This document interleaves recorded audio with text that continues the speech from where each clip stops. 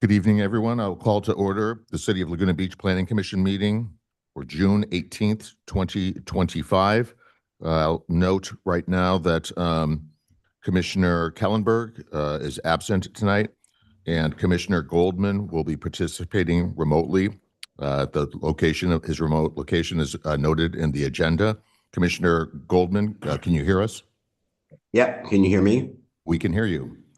Do you have any members of the public with you there tonight? I do not.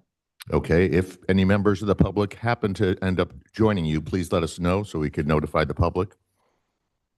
Okay. All right, may I have a roll call, please? Commissioner Goldman? Here. Commissioner Whiten? Here. Commissioner Dubin? Here. Chair Sadler? Here. Before we begin our regular business, there is a portion at the beginning of our meeting for public communications. This would be a time for anybody to come up and speak to the Planning Commission on items that are under the Planning Commission's purview, but not items on tonight's agenda. Are there any members of the public who would like to make public comment communications tonight? Seeing none, we'll move on. The consent calendar, there are no items on the consent calendar today, so we will move on to our public hearings. Item 5.1 we'll begin with, and it's a request for a temporary use permit at the Community and Recreation Center at 3050516 Coast Highway. And Pierre will be presenting that for us tonight. Good evening, Planning Commission. Pierre Sawaya with the Capital Program Manager with Public Works. And with me is Tierney Doran, our Recreation Supervisor. Tonight, we're presenting the temporary use permit and coastal development permit for temporary parking at the Community and Recreation Center.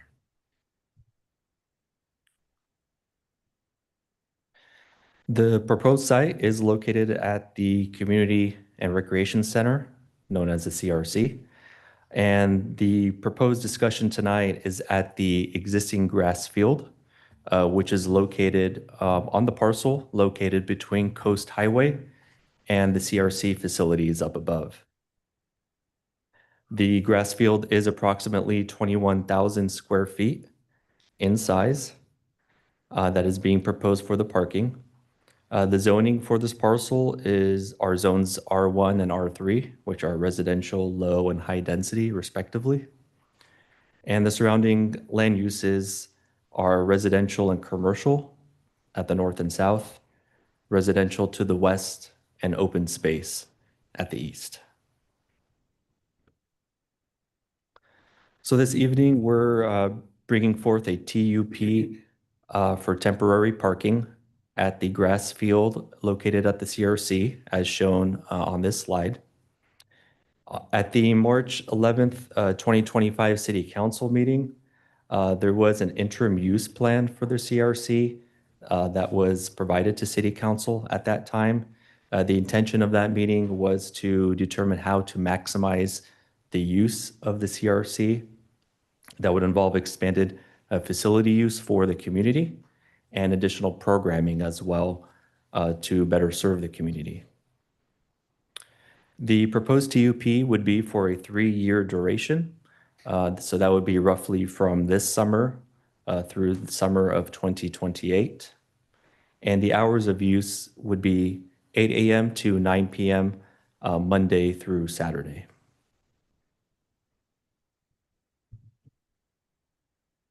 Shown on this slide is a very rough layout of the proposed temporary parking at the grass field. The parking lot would be contained within the grass field area itself. It would remain enclosed within the existing perimeter walls and fencing that already exist at the site today. There are large retaining walls on the north end and fencing that kind of goes around the rest of the site. With this TUP, the perimeter landscaping would remain in place. There are shrubs, bushes, and trees along the perimeter of the site. Those would remain in place, not affected by the temporary parking. They would also remain irrigated. The irrigation would only be turned off for the the grass field area that would be proposed for parking. In addition, the temporary signage would be included to direct CRC users to the grass lot. And that would include, parking hours, arrows, delineation, letting folks know where, how to circulate through the lot and where to park. And lastly, over the course of the TUP, we could be looking at including a gravel option at the lot for long-term durability, depending on how the field would hold up initially, and if there are any kind of dust or those sort of concerns. And here are just a couple site photos of at the lot. There are, if parking were to be included at the field, there is stairs access from the field leading up to the CRC facilities. Again, this parking is intended for CRC users only. It's not intended for the general public or for beachgoers to that extent. It's there to support the programming at the CRC. So there are stairs and elevator access for easy access up to the facility. In addition, shown to the right, there is an existing asphalt driveway that would provide ingress and egress to the grass lot as shown.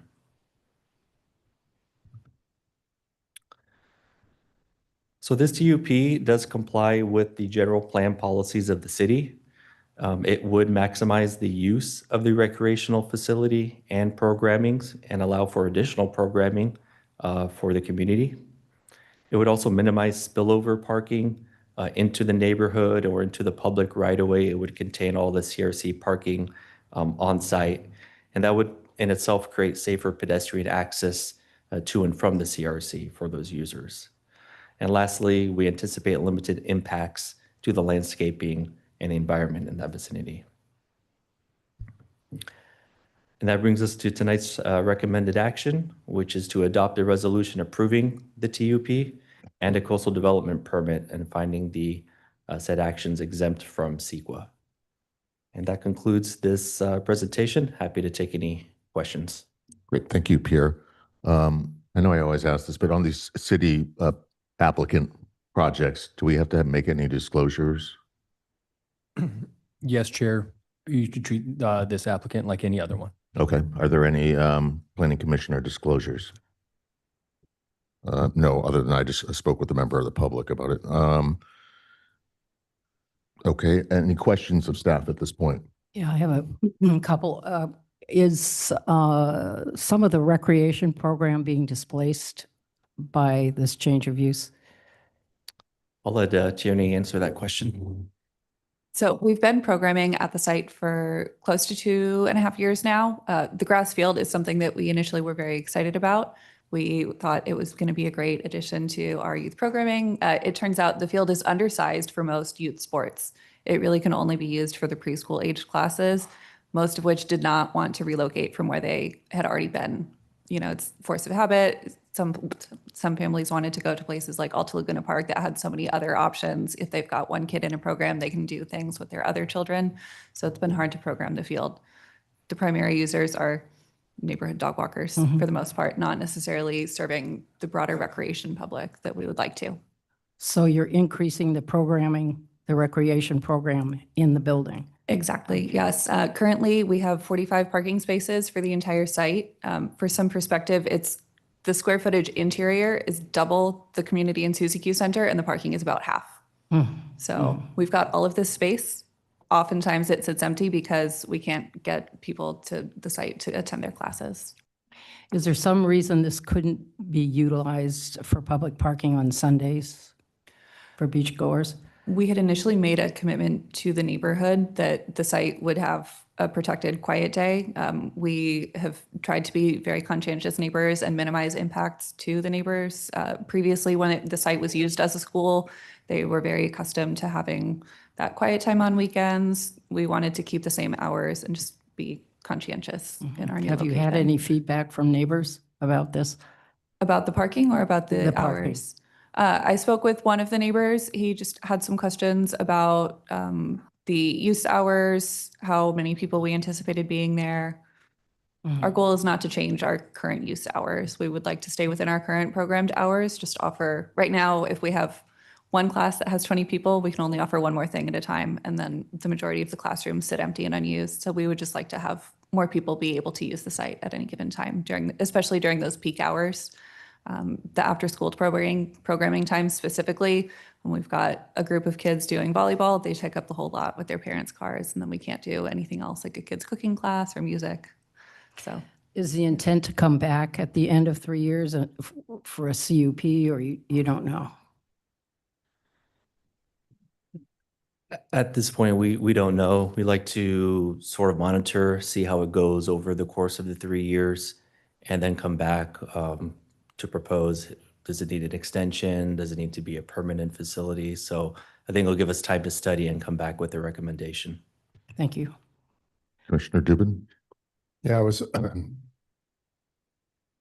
there was mention, obviously, in your report that potentially you would do a gravel lot there. Is that, what's going to make that determination? We would initially start with the grass lot and to see how the conditions are, how it holds up over time. That could create, you have dying grass, you might have dust being kicked up. So we feel like conditions are deteriorating or not conducive to, proper parking or circulation, then that would lead us to looking into a gravel option.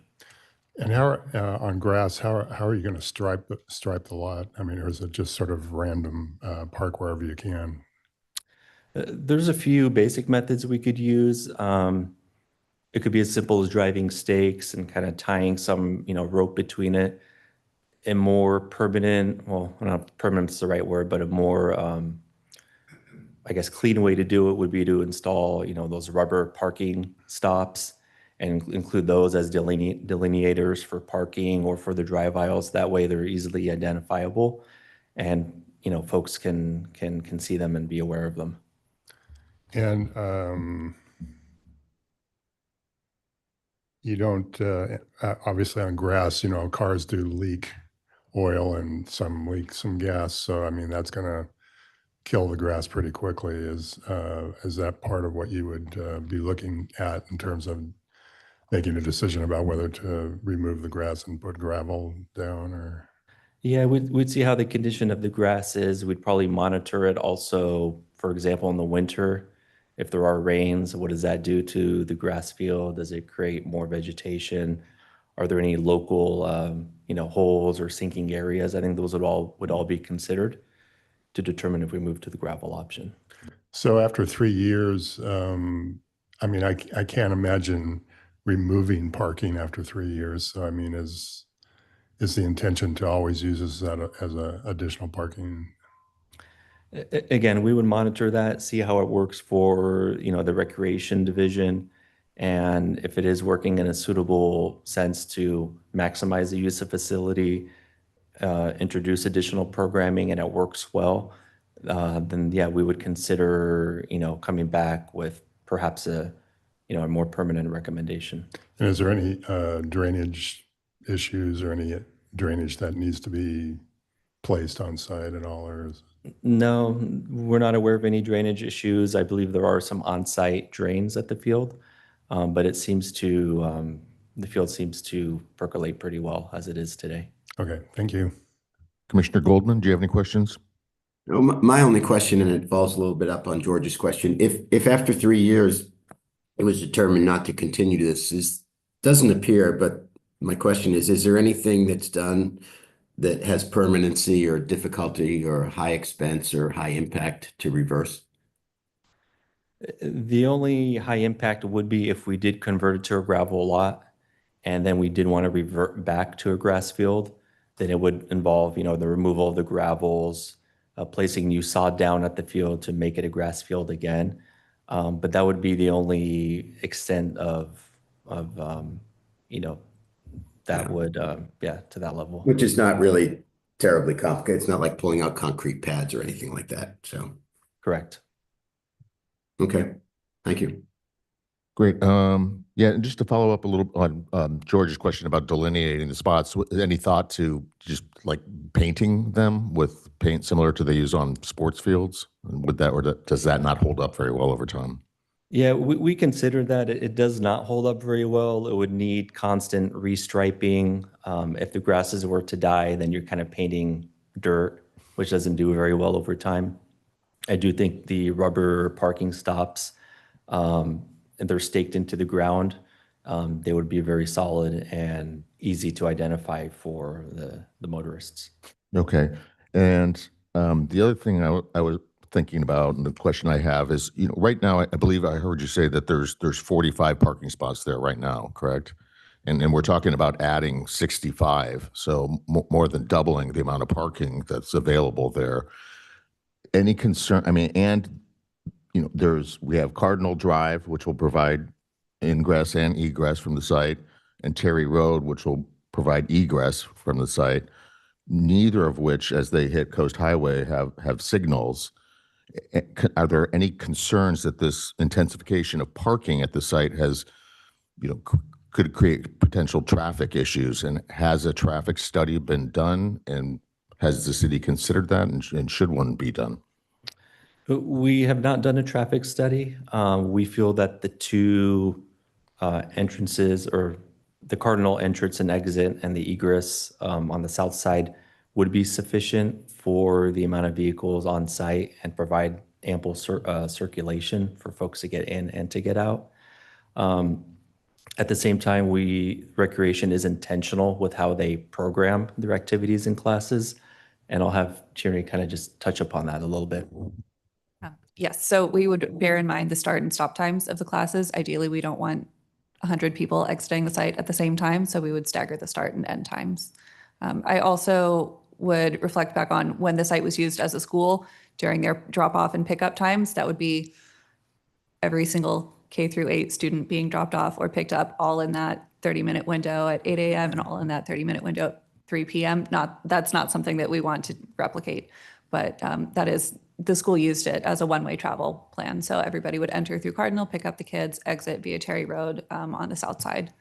So it's something that's been done, but we definitely don't want to have 100 cars all entering and exiting at the same time. Right. Yeah. And I realize that this is going to be different type of use than when it was a school and having those concentrated times. But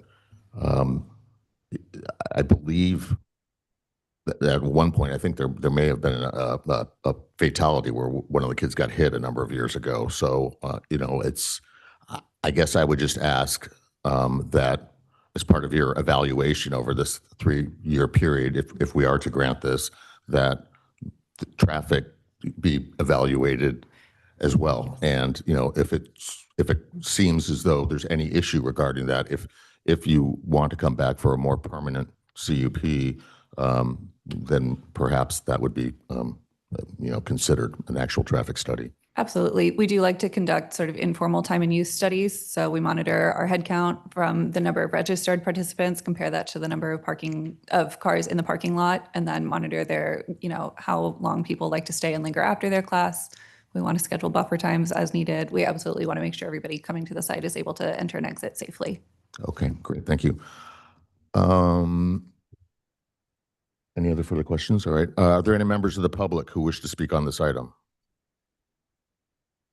Seeing none, I will close the public hearing and we will go to commissioner comments. Commissioner Goldman, would you like to start? Sure. I mean, I could make the findings here. It's not complicated. There's not a high degree of permanency. They'll work through how they actually get the parkings, the slots striped and what they do there. But to me, there seems to be no issues with this. Great. Thank you. Commissioner Whiten. I don't have anything further to add. Commissioner Dubin. Yeah, no, I don't have much to add other than I can make the CEQA findings under a class 4 exemption for minor alterations to the land. So I'll be approving this. Yeah, I agree with my fellow commissioners, and really the only concern I had is that one regarding potential traffic impacts. Somebody like to make a motion?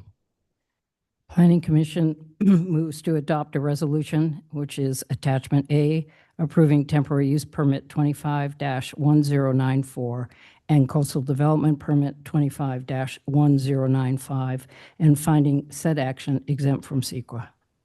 Is there a second? Second. Roll call, please. Commissioner Goldman, Yes. Commissioner Whiten, Yes. Commissioner Dubin, Yes. Chair Sadler. Yes, motion passes unanimously. Thank you.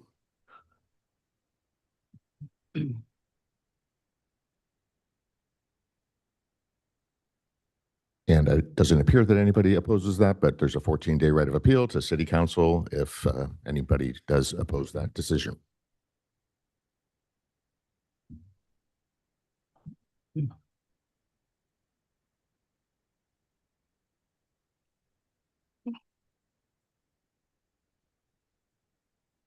Okay, we'll be moving on to our next item. Item 5.2 is at 31104 Coast Highway. And this is regarding lift station number 2. Chair, I did speak with Mark Christie by phone. Okay, any other? I have no any disclosures, Commissioner Goldman? None. None for me either. Okay. Claire will be presenting this for us. Good evening, Chair and members of the Planning Commission. Item 5.2 is a request for a design review for lift station number 2 located at 31104 Country Club Drive.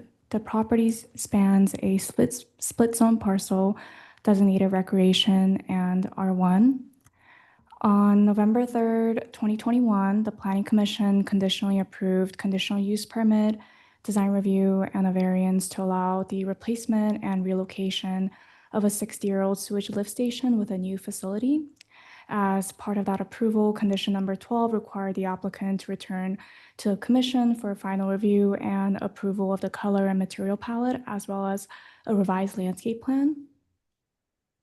Tonight's request addresses only the final color and material selection for the lift station, which includes 3 primary structures: the generator building, the control building, and the storage garage. The landscape plan is still being revised by the applicant and will be brought forward at a future meeting. The proposed color scheme consists primarily of cool earth tones intended to reduce the visual contrast of the structures on the surrounding environment. The stucco and the siding are proposed in a taupe color, while the metal roofing is a dark bronze as shown on the color board. Additionally, synthetic stone veneer accents are proposed for the generator and control buildings. On this slide, some of the color finishes and materials are labeled per color board. Note that color 1 and 2, which are the siding and trim, are more color accurate on the color board than the color elevation. This was confirmed recently after the publication of the staff report when the staff conducted a site visit to review the color swatches. It should also be noted that on the site, paint swatches and color board are fairly close matches. Here's another look at the generator and control building from the Country Club Drive. Staff finds that the proposed colors and materials overall improve the appearance of the facility and are consistent with the city's design review criteria. Therefore, staff recommends the Planning Commission by motion adopt the attached resolution approving the design review and finding action set exempt from CEQA. This concludes my presentation, and I'm open for questions. Thank you, Claire. Are there any questions for staff? Commissioner Dubin? I know we spoke on the phone. Was there any opportunity to provide actual samples? Yes. Taryn will be coming up to the counter. Okay, thank you. Commissioner Whiten, any questions? I guess I want to hear from the applicant about the Okay. derivation of the color choices. Thank you. Yes, good evening, commissioners. I did bring the samples. They're the large ones that we actually had out on site, so they're quite large. I'm happy to bring them up, but they are on 2x2 pieces of plywood. Taryn Colsing, engineering manager at South Coast Water District. This is for the South Coast Water District's lift station number 2 project. What we have on the color boards are the actual colors that we are proposing. And what we tried to do was match kind of the earth tones that are, you know, in that surrounding area. The ranch has a very beautiful property out there, and in keeping with kind of their facade and the color selection that they chose, that was what we had also selected for our proposed buildings. This is just, are we in the question mode? Questions? Okay. Is there some reason you didn't try to work more closely with the colors of the ranch buildings, which don't have any grays in them?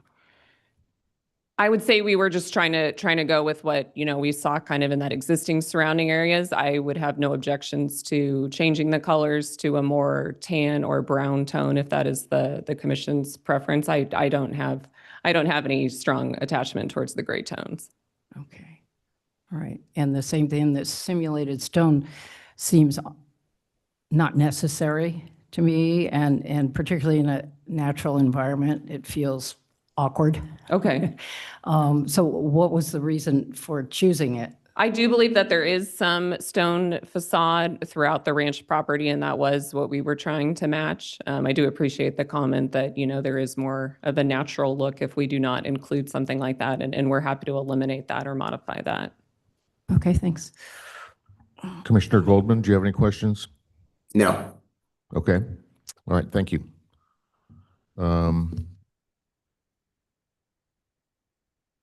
We will open it up to the public. Are there any members of the public who wish to speak on this item? I'd see none. Anything else you'd like to add? No, I appreciate the consideration and your time. Thank you. All right, thank you. Okay, moving on to commissioner comments. Commissioner Whiten, would you like to start?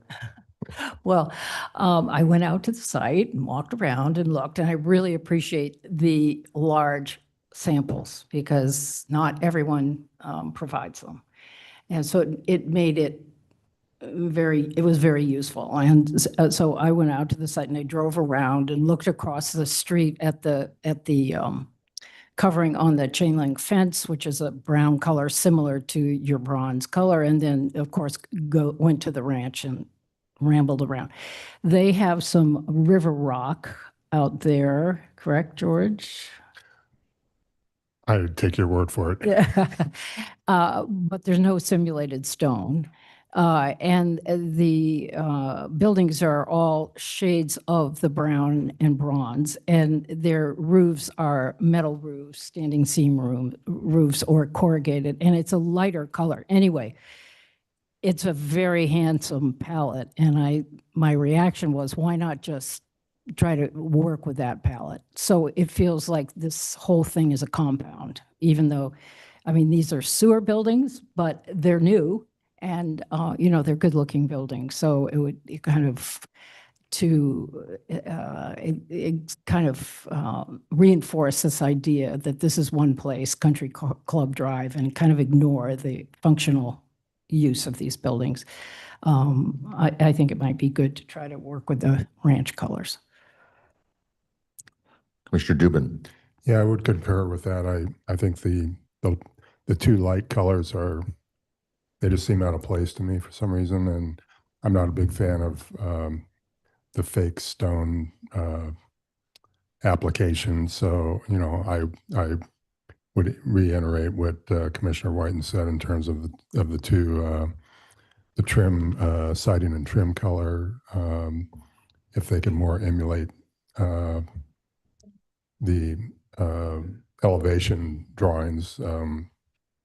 I did not go down there to look at these in person, but that's where I would be. And I don't know that the addition of the manufactured stone applique is really necessary. So, Commissioner Goldman.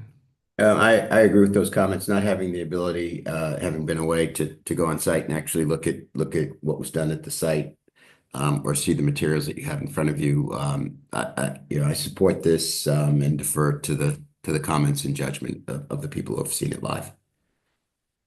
Thank you. Well, I agree. I didn't feel that strongly one way or the other about either the stone veneer or the actual color palette that's being proposed. But it sounds like the applicant is willing to work with us, and so I'm willing to support what the other commissioners are saying.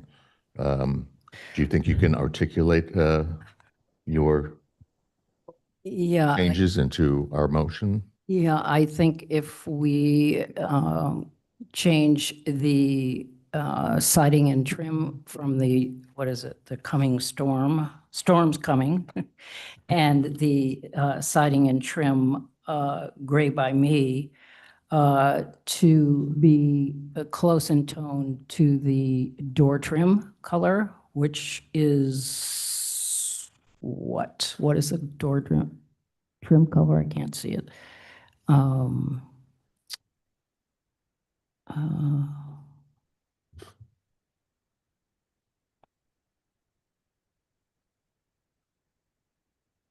see. Board. Door trim color is dark bronze. So if we work with those colors and remove the simulated stone and then we have to pick an underlying material. Is that, They would just continue the fiber cement board. yeah, and in the same color to match adjacent. And then I think that the roof color at the ranch is a great roof color, and it's kind of getting a patina from being out there so long. So I would recommend checking with Mark Christie and the ranch for the spec on the roof.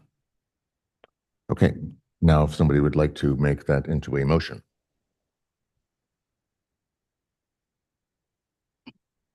Or maybe we should check with Anthony if he needs any clarifications. So the applicant shall prepare a revised color and material board for review and approval by city staff, which shall involve changes to the siding and trim colors as specified by Commissioner Whiten. And in addition to the siding and trim color changes, the applicant shall modify the roofing material and finish to match to the ranch roof. Really just the color of the roof, the material, it's still a standing seam metal roof, but it was just the. Yeah, I would match, it is metal, but I would match that same metal Oh, okay. material. Corrugated metal, I believe. Yeah, whatever it is. Yeah. Okay, What's that? You want to move? I guess crackhead, I suppose.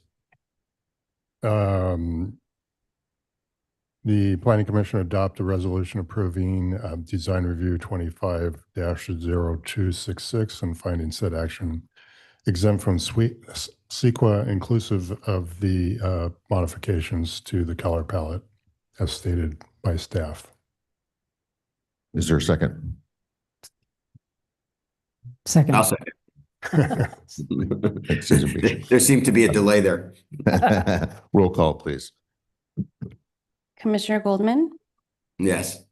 Commissioner Whiten. Yes. Commissioner Dubin. Yes. Chair Sadler. Yes. Motion passes unanimously. 14-day right of appeal to the city council if anybody doesn't agree with that decision. Thank you.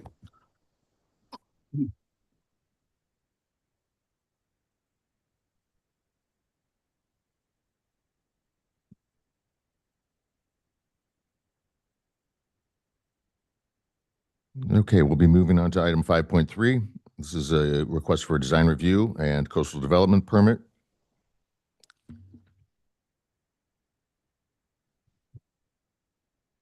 It's 31423 Coast Highway at the Laguna Royale Complex. And our senior planner, Heather Stephen, will be presenting our staff report.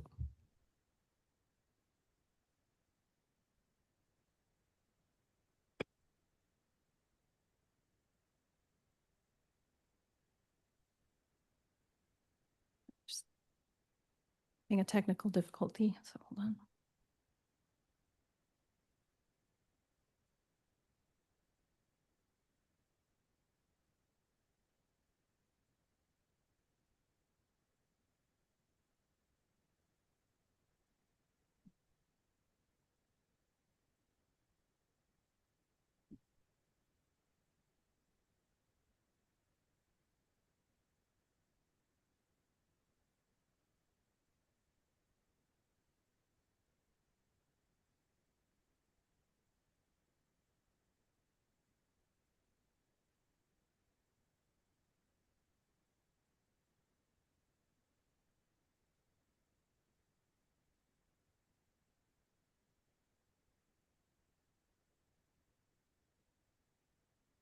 Okay, thank you so much.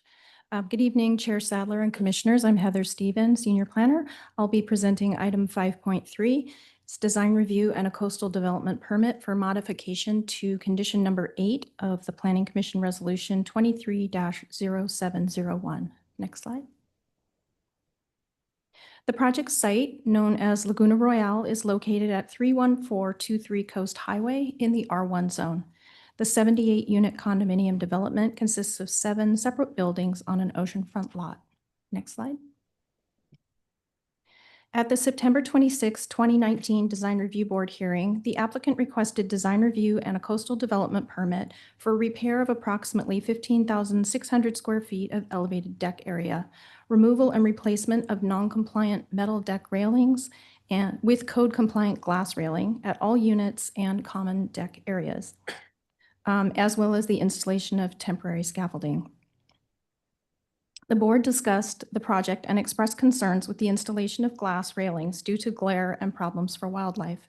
The project was continued to the October 24th, 2019 hearing. At that hearing, the applicant requested the project be tabled and no final action was taken. Next slide. The applicant subsequently applied for a new zoning plan check in April of 2021, accompanied by 2 technical studies to address the issues of bird strikes. These are attachments 5 and 6 to the staff report. Next slide. Just to review, the most commonly used methods for increasing the visibility of glass to birds include the following: using tapes or decals to establish bird-safe patterns on the glass, frosting the glass or etching it, or incorporating ultraviolet patterns into the glass, which are visible to birds but nearly undetectable to people. Next slide. At the October 4th, 2023 Planning Commission hearing, the applicant again requested modifications to the prior design review approval for the repair of the 15,600 square feet of elevated decks and removing the non-compliant metal railing and replacing with code-compliant glass, which would include bird-safe tapes or decals at all units and common area decks. After public comments and commission deliberation, condition number 8 regarding the requirements for the bird-safe glass was revised to require all new glass guardrails be Ornolux or equivalent bird-safe material, with meaning that the glass included ultralight designs into the glass. However, all existing glass railings could be treated with materials or coatings designed to minimize bird strikes. Next slide. On November 16th, 2023, Catherine Yurka appealed the Planning Commission's approval of Coastal Development Permit 23-0702 to the California Coastal Commission. The issues raised by the appellant included that the city's approval did not comply with the local coastal program, general plan, or municipal code. The city did not adequately condition the project to avoid harming marine or coastal resources. Second, finding that the CDP could not be made. To approve a CDP, it must determine that the project will not adversely affect marine resources, environmentally sensitive areas, or archaeological or paleontological resources. And third, that glare impacts were not studied.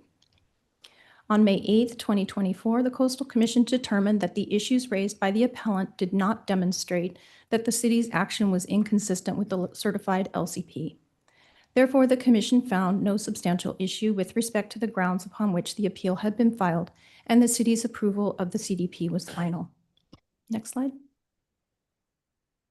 On May 16th, 2024, the Coastal Commission sent a post-action letter, which is attachment 14, indicating there had been confusion over the city's approval of that CDP regarding the intent of condition number 8 and provided interpretation of the condition language. They stated condition number 8 requires that all new visually permeable railings must include ultraviolet designs directly in the glass. They further stated it would be the city's responsibility to interpret, implement, and enforce its condition number 8 of CDP 23-0702. Next slide. The applicant believes that condition number 8, as written, allowed all existing glass and new glass installations to utilize an application of materials or coatings to the glass. At the applicant's request, the language of the condition was reviewed by the Director of Community Development for his interpretation. The director confirmed that all new glass barriers to be installed were required to be Ornolux or equivalent bird-safe material, meaning having the ultraviolet patterns incorporated into the glass itself rather than an aftermarket application of tapes or decals. As a result, the applicant is now requesting modification to condition number 8 to allow new glass guardrails to be treated with materials, coatings, or applications such as a kaleidoscope clear dots, which are designed to minimize bird strikes, rather than requiring the UV glass as specified in the recommendations for bird safe glass, which is dated December 11th, 2019. Next slide. 2 comment letters were received, one raising concerns regarding the proposed modification to the type of bird-safe glass to be used on the new deck railings, and second, prepared by Rob Hamilton of Hamilton Biological, which responds to the concerns raised in the first letter. Based on the bird strike report prepared by Hamilton Biological, which indicates the kaleidoscope dots are more effective than the UV glass, staff is recommending the Commission by motion adopt the resolution attachment 1 approving design review 25-0707 and coastal development permit 25-0708 for the modification of condition number 8 of Planning Commission Resolution 23-0701 and finding said action exempt from CEQA. This concludes the presentation, and we're available if you have any questions. Great. Thank you so much, Heather. Are there any commissioner disclosures on this? Did I already ask that? No. Commissioner Goldman, any disclosures? No, none here. Okay. Any commissioner questions of staff at this point? Yeah, Heather, I did a little, research on, the applied dots or tape versus the UV glass. And, there's pluses and minuses to both. And there didn't seem to be any general consensus or conclusion that one was better than the other, that they both had their own effectiveness to help deter bird strikes. But, and I know we don't get into the financial end of these things, but are they, is the applicant requesting this modification based on cost savings, or is it, or they just feel that through their own research that the applied dots were actually a better bird strike deterrent? As stated in the 2019 report, and then also the letter that we received today from Hamilton Biological, that they do believe that the kaleidoscope dots are more effective than the UV glass. And I do believe there also is a significant cost savings in using the dots rather than providing the UV glass, but I think they will be able to answer those questions during their presentation. Okay. Probably my other questions are for the applicant, so Okay. Thank you. Commissioner Whiten, any questions? Commissioner Goldman, do you have any questions? Yeah, I do have a question. The discussion that we had at our prior meeting and the language in the motion that we made and approved regarding the existing balconies being treated with materials that, designed to prevent the bird strikings. Was that a requirement or a suggestion?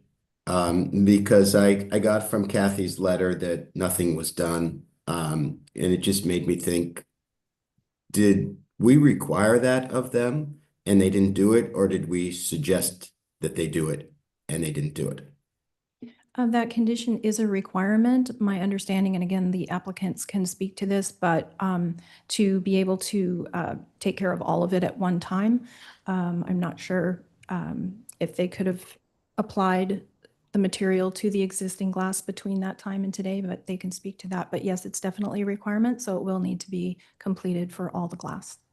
Just to follow up on that, based on the condition, do they have to implement the requirement within 2 years, correct? Correct. The previous approval of the design review and coastal development permit was for a 2-year period, and that was approved on October 4th of 2023. So they have until essentially October 4th of this year, or to apply for a time extension if needed. So they have until October 4th to add the decals. Yes. Okay, thank you. Which in effect means that they're going to have to be done before these other panels are put in. All right.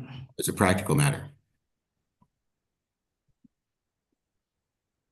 I guess that's more of a Sounds that way. statement. To clarify, exactly what glass we're talking about here.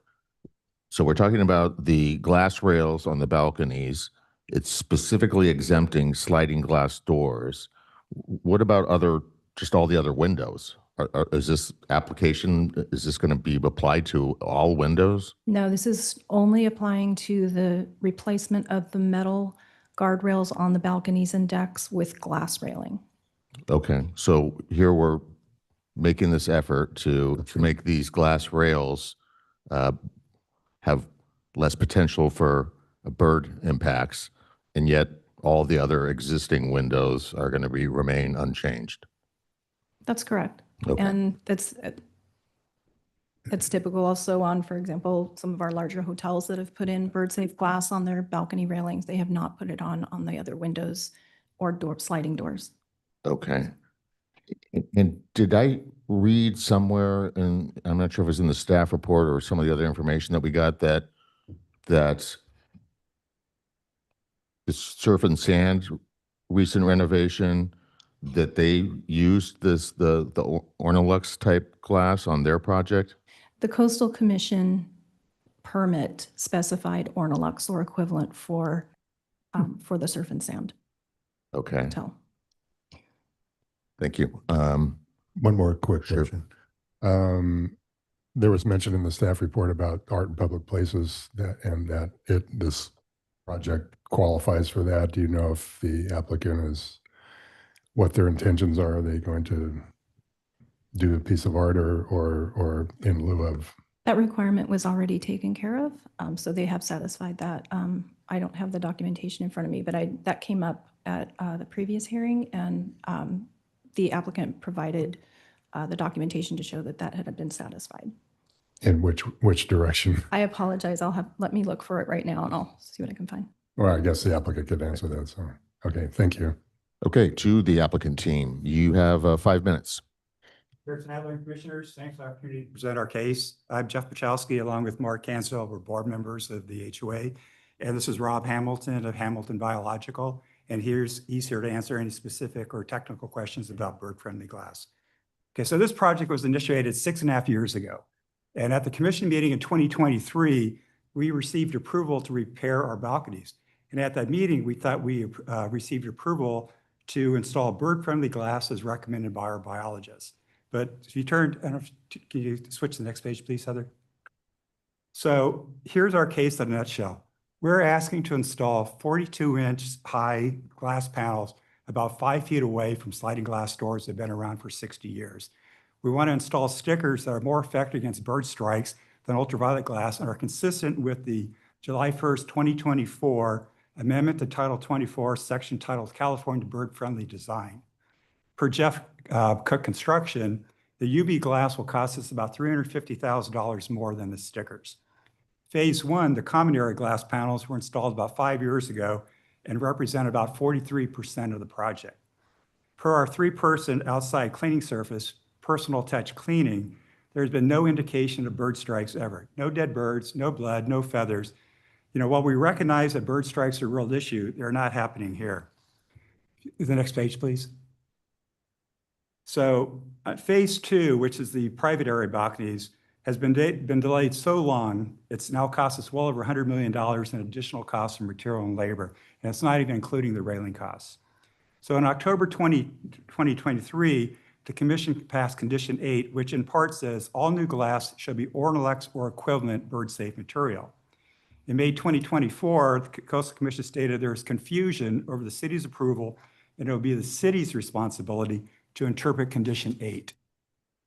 In September 2024, the staff ruled that the commission unambiguously meant that the glass must be UV. And Heather mentioned earlier that after she read Condition 8, it says meaning ultraviolet glass. Well, first of all, the commission minutes in 2023 do not mention UV by any member of the PC. And secondly, the first part of Condition 8 states that it must be Ornolux. Okay, per the Ornolux website, Ornolux has 3 major product lines, of which only one is UV. The other 2 product lines consist of stickers, decals, and appliques, which is equivalent to the product we want to install. Okay, this is really important. Per the American Bird Conservancy, which has done extensive testing, the Ornolux non-UV products are 2 to 3 times more effective against bird strikes than Ornolux UV product. Per the ABC, this is because UV does not work well at dusk or dawn when birds fly. It doesn't work well when it's overcast, and certain birds can't even see UV. In addition, this is a response to the letter we received from Catherine Jerka recently. The National Audubon, she refers to the National Audubon Society. National Audubon Society relies heavily upon data provided by ABC. In an article in April 2025, the Audubon Society was promoting bird-safe glass treatments. They highlighted the use of decals and stickers. It didn't even mention UV, let alone promote it as a superior to decals. Of note, in Ms. Jerka's appeal to the Coastal Commission, she references a ABC document. That document is interesting and includes a comment that decals are a very effective bird strike measure. The second part of condition 8 states, or other equivalent bird safe material. And I don't know how from part 1 and part 2 you came up with that it has to be UV. Senior Planner Stevens in a January 2024 letter to Coastal defined equivalent to include decals and treatments recommended by qualified biologists. The definition of equivalent is very similar to the bird-friendly design requirements in Title 24, the amendment that was passed last year. The rest of the page just talks about the support for the use of kaleidoscope while it's bird-friendly in the last 10 years. So here it is in summary. If the original intent of the commission was to unambiguously require UV glass, then we request a modification to install the kaleidoscope clear dot product as it is superior to UV in preventing bird strikes. If the intent was to allow non-UV, as outlined in Stevens' definition, then we ask for interpretation. I mean, if you allow us to use non-UV instead of a modification, that way we don't have to go through another couple of years of process for design review, coastal, or any other delays. And so clearly there must be a reasonable and common sense resolution to this problem. And hopefully in either case, we don't end up with extended delays. Again, it's been 6.5 years. Thank you. Good, thank you. Any questions of the applicant at this point? In terms of the applied bird strike material, there's dots or there's tape. Is there a reason you pick the dots versus the tape? Is it an aesthetic decision, or is it just because I'm assuming the dots are clear so that people can't see them. And then according to Title 24, let's just pass through the definitions of it's got to be visible. It just has to be visible to birds. And Rob can talk about the details of the effectiveness. But I think all of them are effective, but we decided to go with one that it's more difficult for people to see. So in terms of maintenance, because these things are, you get a lot of sun on them, where your building is, I'm assuming at some point down the road, years or whatever, that, some of them may peel or fall off. Who's going to maintain? Well, the manufacturer, it comes with a 10-year warranty on these things. Okay. They replied to us that they've had these products on coastal properties and the Grand Canyon since the 1990s, and so we're happy to have, I think originally like a 2-year review. That's fine with us, I'm just curious. It's a 10-year manufacturer's warranty for these stickers. Yeah, I'm just curious because, I'm sure you have kids there. They may come over and go, "Oh, what are these? I want to peel one off, and stick it on my nose or something." So I'm just curious. Obviously, each person who owns a condominium there will, assume that if they see some of them missing, that they'll alert your organization to have those replaced. Am I making the right assumption? That's fine. We're open to any inspection at any time. Yeah, I'm not suggesting the city would. I'm just saying, that, there's maybe some maintenance involved here that I just want to ensure that the association is willing to, ensure that if some are peeled off or missing or whatever, that, they'll be replaced. The condition that we've included to replace condition 8 does also require that there will be a biannual inspection and report to the city, to the director, to make sure that they are in place, that all the stickers are in place and that they're in good repair. If I can jump in on that, how easy are they to peel off? I had envisioned these as not highly visible. It's not like a big blue bird sticker or something that's going to attract people. I presume that these are not very easy to peel off. Yeah. Put them on the outside there. You can't. You need to speak at the mic. I'll answer. We'll put them on the outside. Right. So you can't peel them off. I just have one more question, and that's regarding the Art in Public Places program. Okay, so we opted for we send the check in and the In city lieu of. decides where to put the art. Okay, so you did it in lieu of fund. Yes. Okay, thank you. Is it your intent to try to complete the first phase and install the decals for the first phase now before the expiration of the original permit on the second? Or are you trying to do this all together? So I mean, this is why it's so amazing. So we thought we actually had approval to move forward to just with the kaleidoscope dots, 2 years ago. So we thought we had plenty of time. And we thought any day the city's going to say, no, they're going to interpret and says, no, it's not, it doesn't require UV glass because again, there's no mention of UV in the commission minutes, 2 years ago. And that we can get started on the project, we can do it all at the same time. And then it takes forever to get on the Coastal Commission appeal process, to get on, Planning Commission, to go through the city. And all of a sudden you lose 9 months at a time. And so, I think that, if we have to, we'll put them on, as soon as we can. Or, somebody mentioned we could ask for an extension because it'll save us money to do it all at one time. Okay, this will be a question for staff, I guess. Is the most efficient way to do this for the applicant to roll it together into one timeframe? I'm not familiar with the installation method, so I couldn't speak to. I guess the question is, do we need to extend the existing permit? It would depend on when they're going to begin. If they begin shortly and they're in process and have done work in reliance on the permit, typically then you don't need to extend it.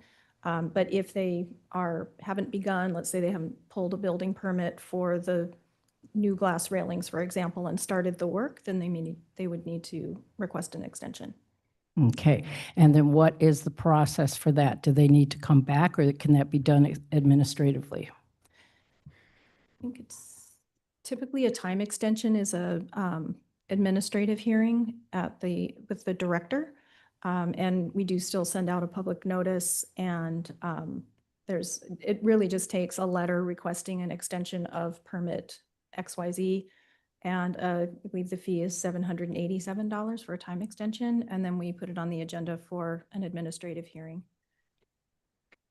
And I would also clarify, Commissioner Whiten, that this hearing was noticed for design review and a coastal development permit to modify prior conditions of approval that were imposed on the quote-unquote project. And your approval this evening, once it takes effect, assuming no appeals are filed, so day 15 following tonight's hearing, the effective term for this approval is an initial 2-year term. And so the way I would interpret this is there is a 2-year initial validity to the decision this evening, should it take effect without following any additional appeal proceedings, either at council or coastal commission. Okay, thank you. That's clear. Yeah. Could I add one more comment about what he just said regarding going through the whole process again? Sure. Is that we were notified by the staff through an email that they could not ask the commission for an interpretation or clarification of an approved condition. They couldn't email you, they couldn't text you, they couldn't call you. So they said, we have to file an application for modification, which is, to us is just really hard to understand, frankly. Commissioner Goldman, do you have any questions? No. Okay. Are there any members of the public who wish to speak on this item?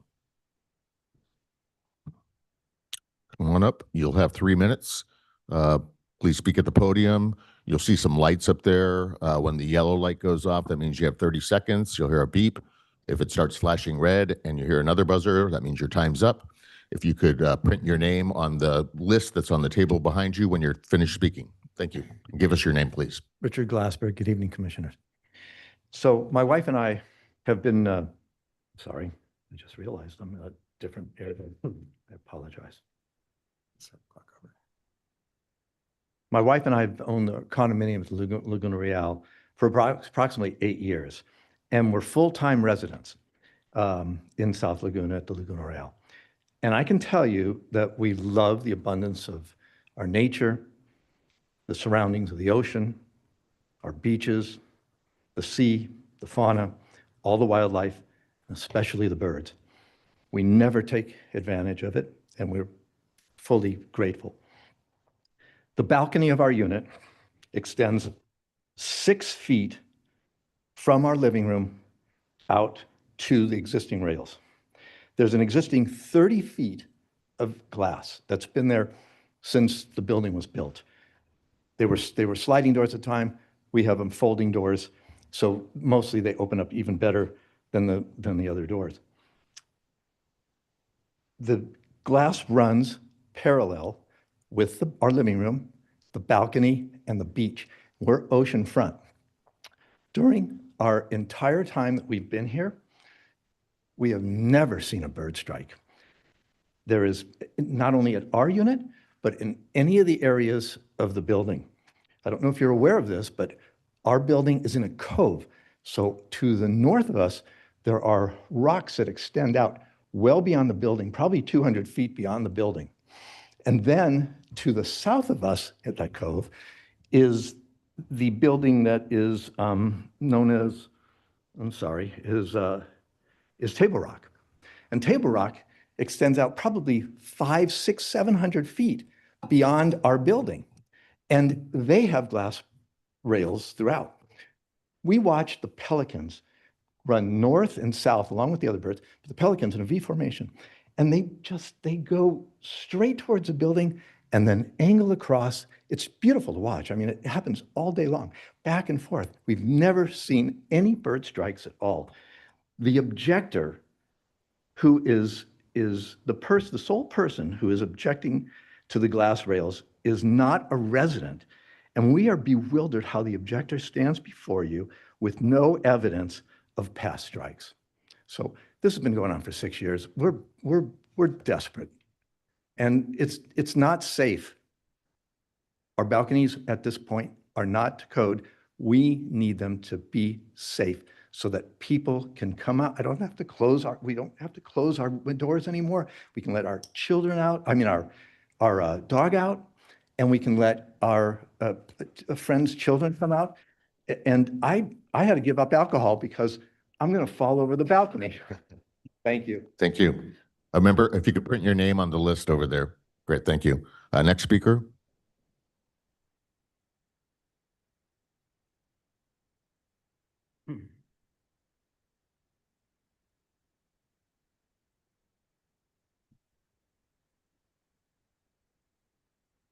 Good afternoon. Thank you. I've learned a lot already today.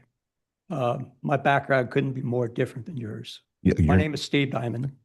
My wife and I bought a condominium over at Laguna Royale in the fall of 2019.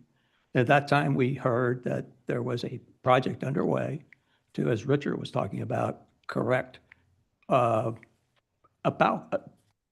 correct our decks. This is a deck project.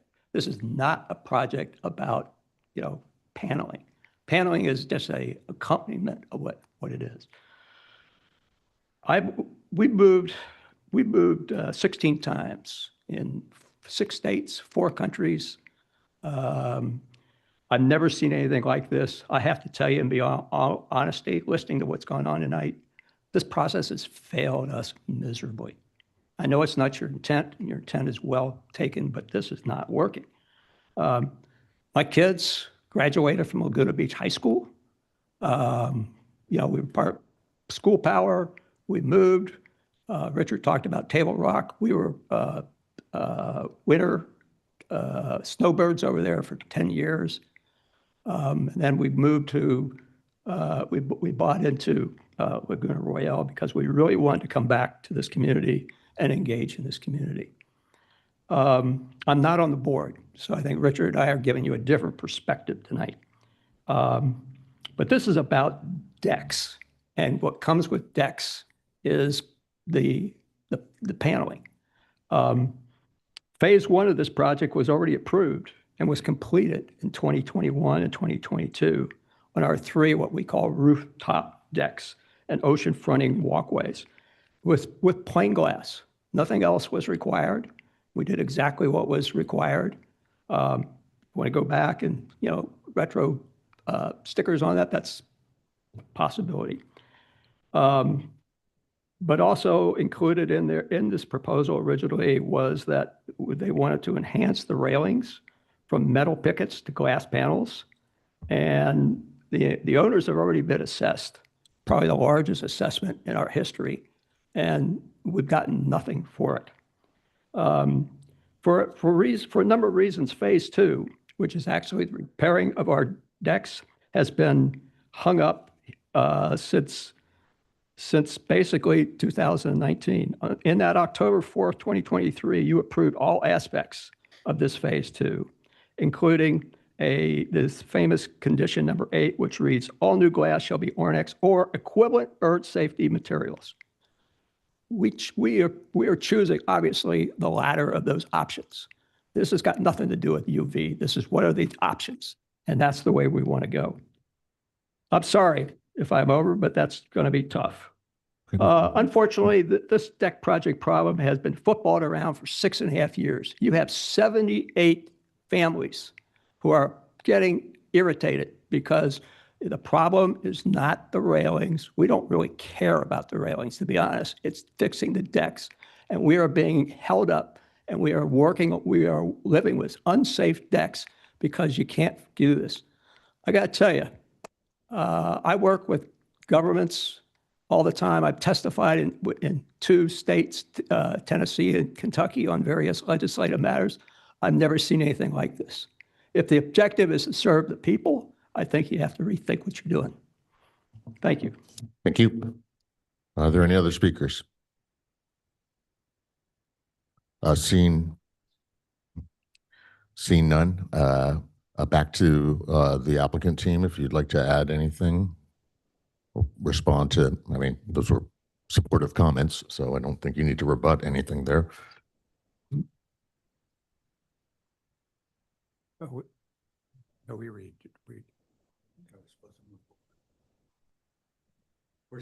We're kicking around that. Mark Hansdale, Unit 78. We're trying to decide. You're talking about the stickers we're supposed to put on the glass that we already did 5 years ago, but that was a condition of this, and you were asking why haven't we done it yet? We haven't got it approved to do anything, so we don't know that we should be putting stickers on the glass we already put up, or if you're going to make us take that out and put some other kind of glass on.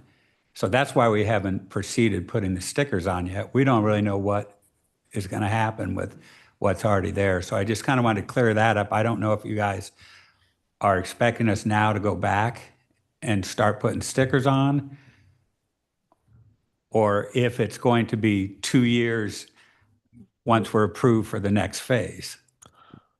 My understanding is if you get approval for what you're requesting here tonight, after the appeal period is over to the city council, then you'll have 2-year period beginning at then to accomplish this work without asking for an extension. Okay, so just so we understand the process better, that if you did approve that we can go with the Kaleidoscape dots and we agree to put the stickers on the other ones, the only process is go through appeal to city council. We don't have to go back through design review or coastal or anything like that. We can't, that'll take 2-3 years more after a 6.5 years already. That would be the end of in terms of the city process. Now, whether or not this is appealable again to the Coastal Commission, that's another question, and we have no control over that. Well, so the reason I'm wondering if you have control or not, because the Coastal Commission says it's up to the city to interpret Condition 8, and you are the city, and you can direct the staff. Because again, originally we just asked for interpretation, not to go through the whole modification appeal process, but we're told this is how we have to get in front of the Planning Commission. Chair, if I may, I could add a little bit of context to the discussion here.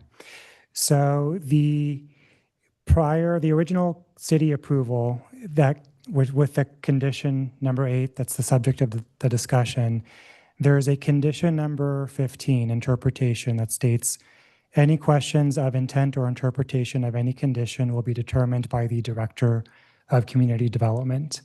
And so it is not within the Planning Commission's scope this evening to interpret that condition. There is a provision in the municipal code related to Planning Commission interpretations, and that is also fairly narrow in scope.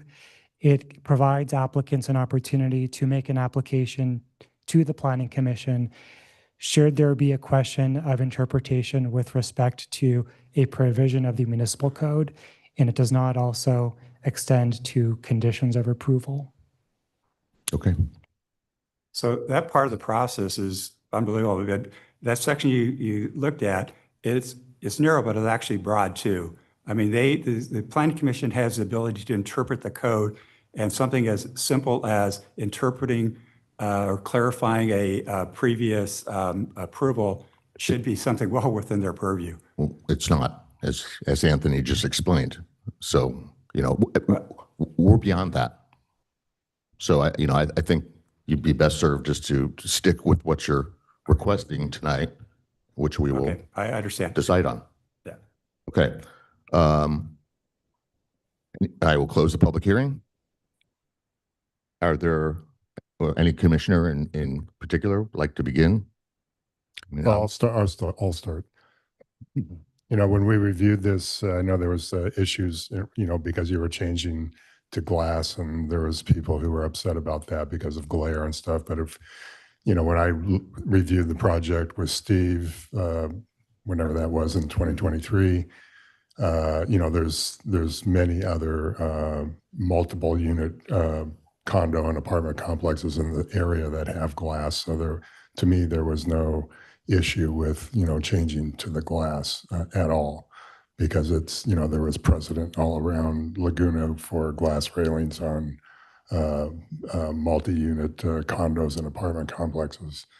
The fact that the Coastal Commission denied the appeal because they found no substantial issues in regards to the city approval, to me, and left it to the city to make the determination or interpretation. I feel like we can certainly do that this evening's.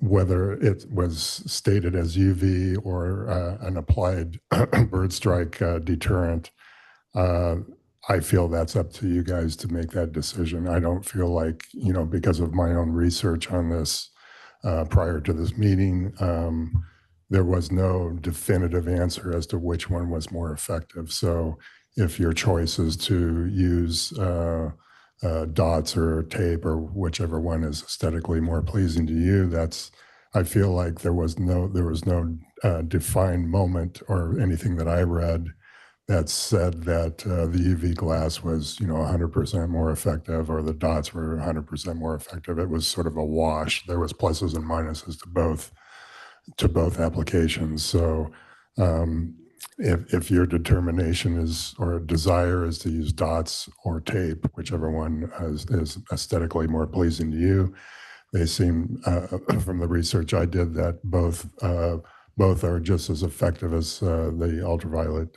impregnated glass. So I'm gonna move approval of this project, because I understand your frustration with the process. Unfortunately, the city has policies and guidelines in place that we have to follow. It's things that are that the city is well aware of, and is in the process of working on streamlining these kinds of things, so that we don't have projects like yours where they go on for 6 or 7 years before things can get resolved. So I feel that the Coastal Commission has made their determination that it was not in conflict with our local coastal. I'm losing it here a little bit. I'm sorry. Local coastal plan. LCP, yeah. That it's entirely up to the city to make the determination on this. So I'm going to support you using the dot pattern versus the UV glass. Commissioner Goldman? Yeah, I'm similar to George. I'm supportive and can make the findings here. The only comment I would make is I recall our discussion on this, and my understanding was that the dots on the existing windows were going to be put on. And I would have thought, particularly since you were coming up here asking to do dots on the remaining windows, the dots would have been put on the ones that I thought we had agreed to put them on. But that said, I am also very sympathetic of the time that is taken for this and the hardship for additional costs, et cetera. And agree with George with regard to the merits of one versus the other and can support the application. Thank you. Commissioner Whiten? Yeah, I reached the same conclusion, but a couple of comments. One, the Coastal Commission had no issue with the appeal. So they have reverted to the city interpreting the meaning of the condition. And I read the letter this afternoon from Mr. Hamilton, which was very interesting and which actually made clear, I thought, that the dots are more effective and are supported by the ABC and the Audubon Society, which is good enough for me. And so I don't see any reason not to use them because they're more effective. And in addition, they're less expensive, which we don't take into consideration. But I think from a common sense standpoint, the common sense answer is to support the decals. Thank you. Well, I agree with my fellow commissioners, but some additional comments beyond that. There's a few different things. One, I understand the frustration with the amount of time this takes, but this is not all the city's doing. Again, there's nothing wrong with coming in and proposing changes to what's there, what was existing.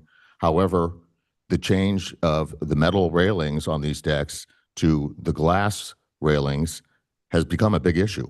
And that was a choice that was made by you guys to do that. If you had stayed with the metal railings, you'd probably be well on your way by now. Decided to go with glass.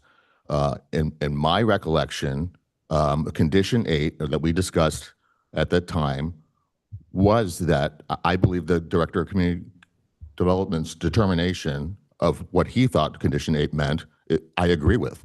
That was our intent. All new glass was to be this UV glass. That's what we thought we were getting when we said Ornolux. Now that we know that, there's different types of Ornolux, that, at that time, that was presented as this, that was the top of the line option. And I had my own feelings about whether or not the bird strikes were a real issue with this property. I asked questions at that hearing from residents that were there. Hey, are you aware? Have you ever seen any dead birds? Is this happening all the time? And the feedback we got at that point was no. It's not happening all the time. So it did seem, a little over the top that it became the issue that it did. But we thought we were doing the right thing at the time, and I believe that again that condition, that's the way I believe that we were saying it, that for all new glass it was going to be this UV glass. All existing glass could use other means.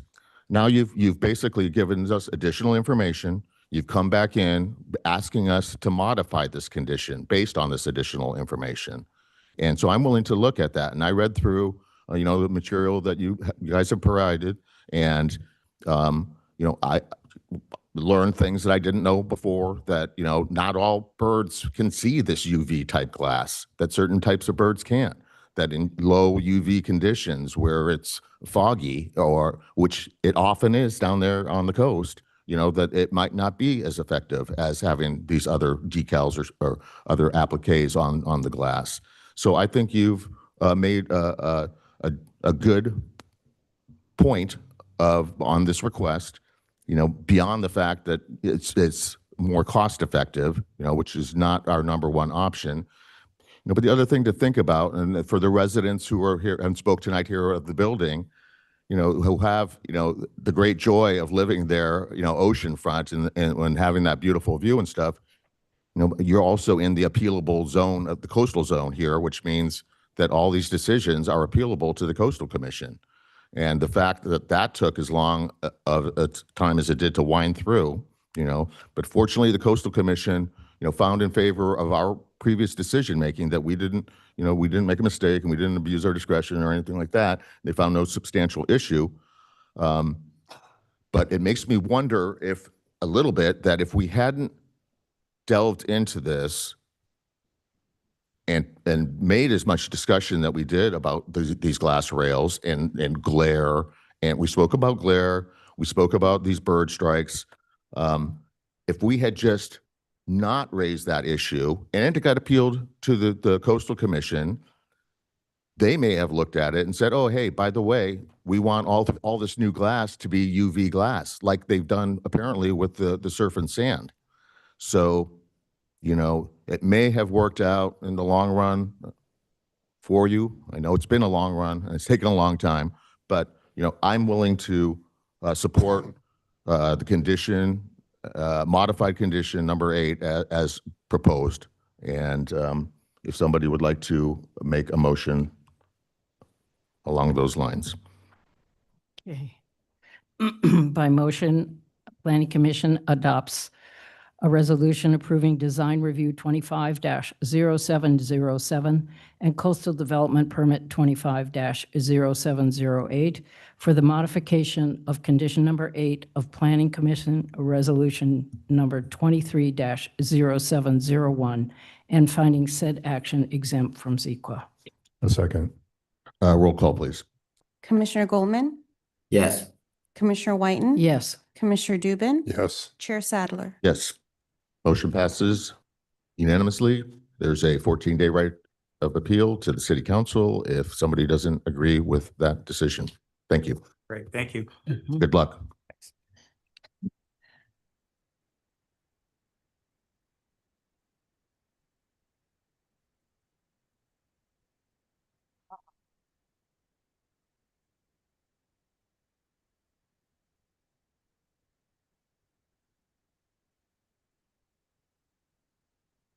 We're going to take a like a 5-minute break till 7:30, and so I can you guys can get all organized and I can use the restroom.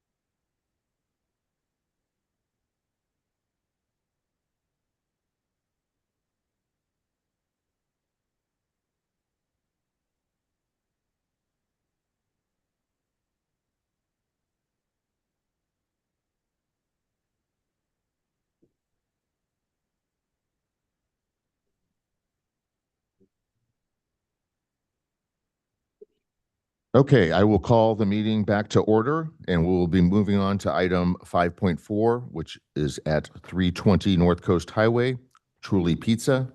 And there is a CUP involved, a design design review involved, coastal development permit, and then also a request that we recommend to City Council approval of an additional CUP and coastal development permit.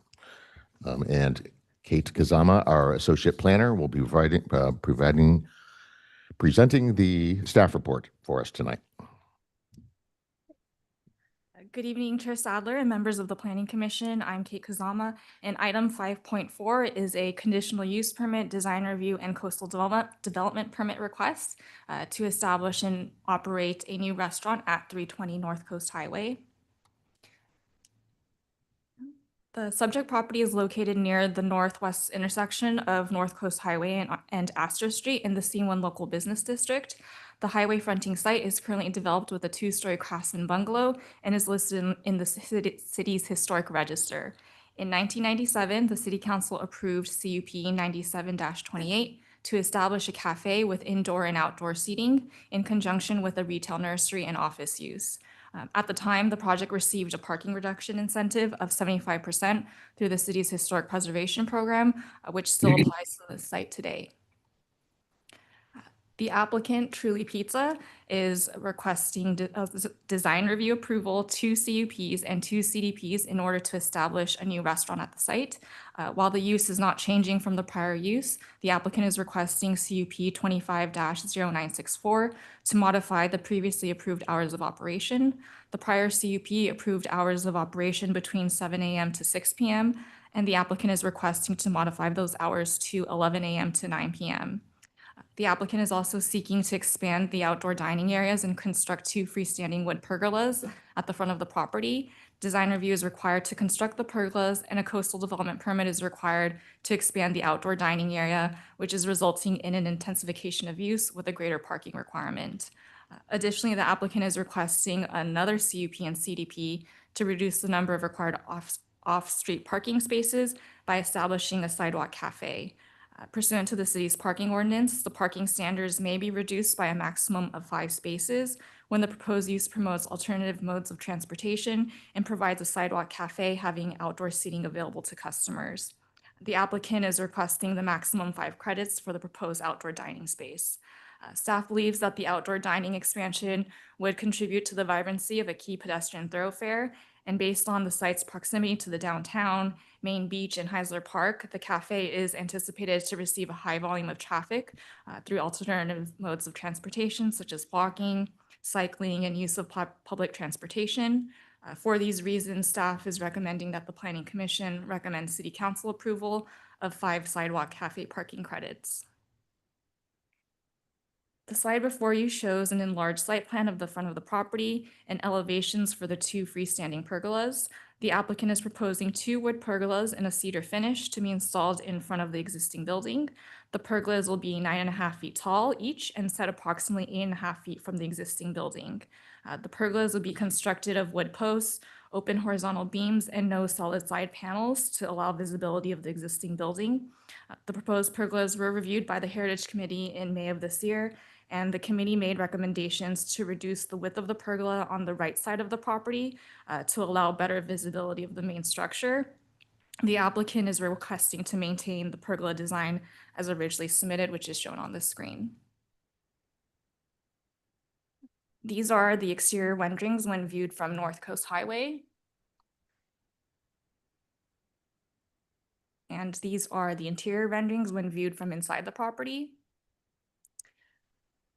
Overall, the request demonstrates compliance with the C1 development standards, and staff finds the project to be consistent with the city's design criteria, CUP, and CDP findings.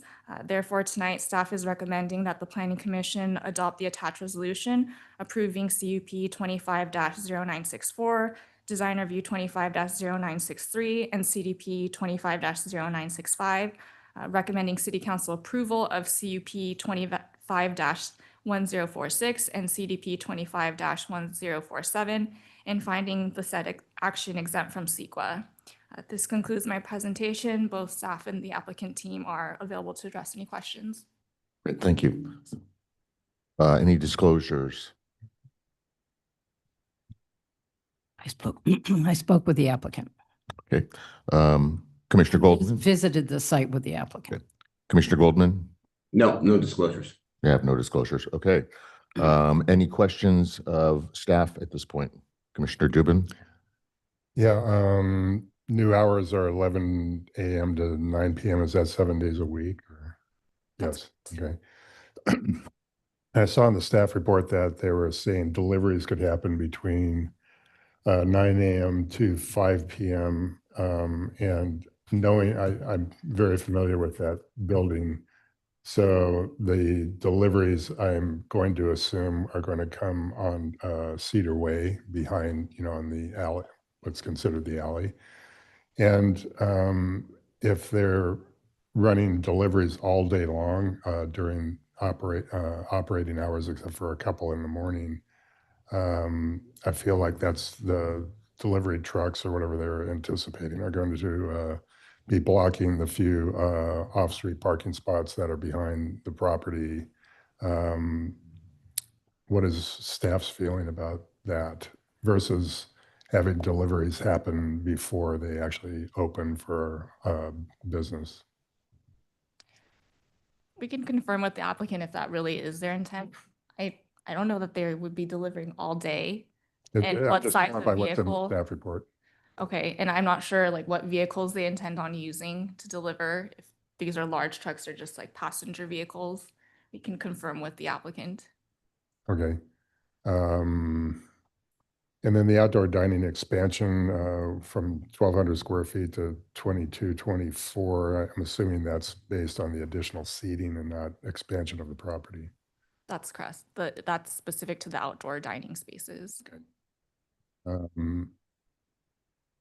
And 100 seats is what they're asking for. How to clarify for me, I should say, how that impacts the parking requirement. The parking requirement is based off of the square footage of the dining areas, not by seat count. Okay, clarifies that. Pergolas, I know that got reviewed by the Heritage Committee, but was there any conversation with the applicant in terms of instead of leaving them the natural cedar to actually match the building color, to have them kind of disappear a little bit more? I don't recall that being part of the discussion.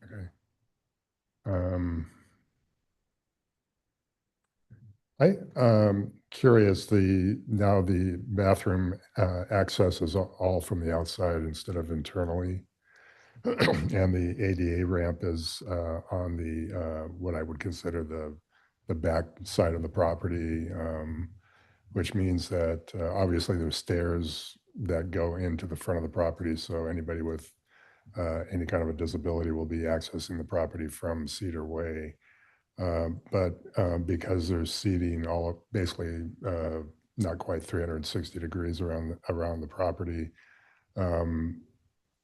is there any reason to not include a second ADA ramp on the, so somebody who's sitting in the front wouldn't have to go all the way around the building to access the restrooms? We can ask if the applicant would consider that, but I believe the ADA, the accessibility requirements, that's already been reviewed by building, and I believe what they've proposed meets the requirements.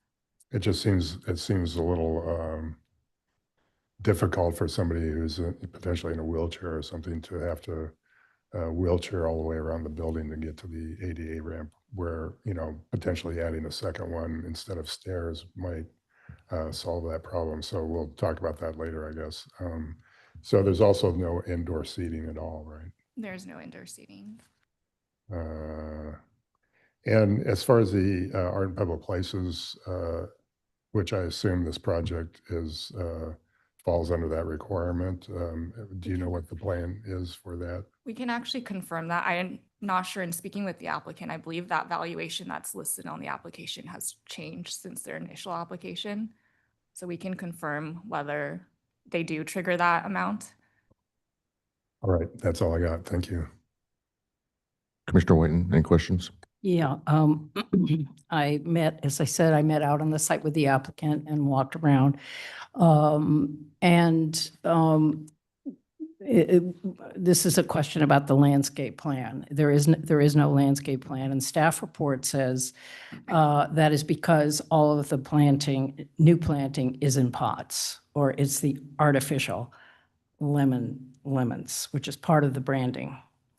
But in doing the site walk with the applicant, it's clear that the ground plane is going to change. And the site plan doesn't indicate that. The site plan indicates something different, which is that shrubbery is going to remain.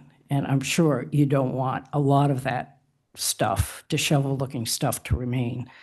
And so is there a process for us to condition that the site plan be updated to reflect what's going to change?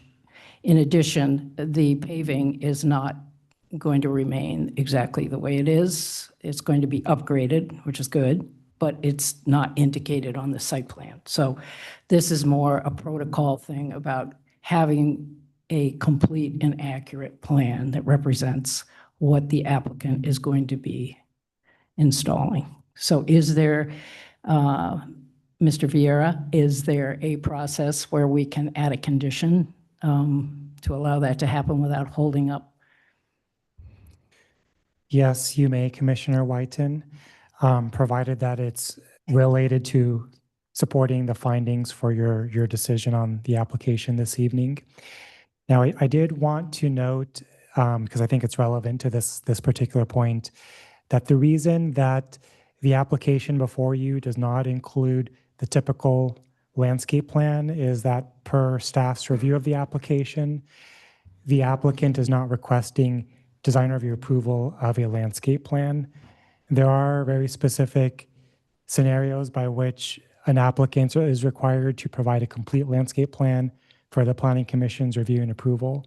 The typical triggers for that are when an applicant is proposing new construction, i.e. a new building, or a major remodel, which is considered equivalent to new construction. Also, when an applicant is proposing an upper level addition or additions over 15 feet in height. Now I'll turn over to Kate to ask her a question. Kate, could you confirm that this project was not subject to design review approval of a landscape plan? That's correct. The applicant isn't proposing any of those landscape Okay, triggers. I stand corrected. Are there any regulations on outdoor music? I didn't see anything in the conditions of approval. The city has a noise ordinance and they would have to adhere to those noise levels. But a condition is not required. It's not required because the city's municipal code requires adherence to certain exterior noise standards. Now, if there was a specific concern related to land use compatibility, making certain findings for approval, the Planning Commission could certainly impose conditions of approval to that effect. Okay. No, those are all my questions for now. Commissioner Goldman, any questions? No, none beyond what's been asked. Okay. Yeah, the only question I really have is that for the most part, you responded to the Heritage Committee's comments and requests, with the exception of this possible reduction in the pergola to the right side of the front elevation of the building. And I'm not sure I really understand your rationale or explanation for not doing that request. If you could kind of give me some additional information about that. Hi, thank you all, first of all, for seeing us today. Well, we just kind of feel like we made. What's your name? Oh, I'm sorry, Donna Baldwin, and this is my husband, Steve, my partner in this, and Emily, and our design team. We really kind of feel like to create a cozy and romantic environment, to be symmetrical, doesn't lend itself to being natural. And I can show you some of, can you put this up on the screen? Kind of when you talk about the pergola or the trellis for us, I can give you some examples of what it would look like if Kate could put those up. So it's made, these would be made out of maple, and these would be the pots they would be in on the ground, and then they would be up above. And anything below the hanging would be real lemon trees existing around, but just the very top is only where we use the artificial. And that's just because, well, A, we couldn't grow trees for 100 years, but also they could fall on a customer or they rot and get a fermentation infestation and things like that that just aren't feasible for a restaurant. We kind of felt like the house itself sits on one side of the property. So to make it symmetrical with the one that's on the left, to pull it all the way over here, it kind of leaves this like empty space in the front. And we wanted to create a warm, romantic sort of environment that people come to escape to. And if you think of someone's backyard, you don't think of things being like linear. So we kind of felt like it would be more organic, kind of like Laguna is. Like I've been coming to Laguna since 1980 and I've lived here since 2005. And the charm of Laguna is sort of that naturalness of it. And it seems like if we did it symmetrical, it would be so contrived in a way, like here's a pergola and a pergola. And this way, it seems like there was so much more empty space with the concrete that it just seemed like that's like the garden leading back into the back. And it just seemed more organic to us. And I also would like to say that only 3% of anything we're putting into our property is artificial. Everything else is real. So we just kind of felt like it lended itself. And this is one of the, if you want to go further, Kate, with some of these slides, we can show you. This is, the next slide is what the one before that, second one.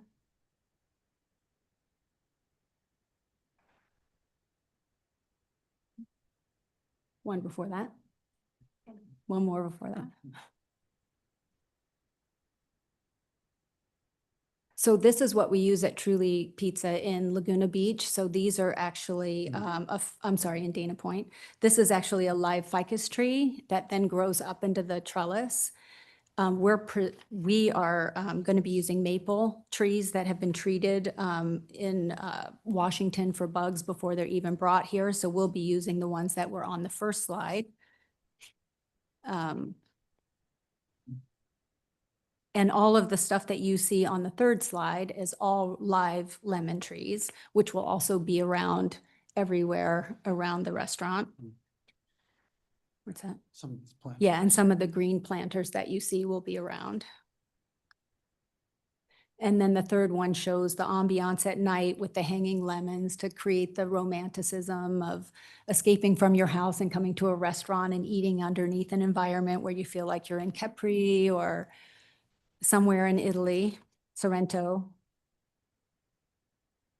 The third slide just shows, these are examples of actual places in Capri and Sorrento, which is what inspired us to do the lemons at our first restaurant.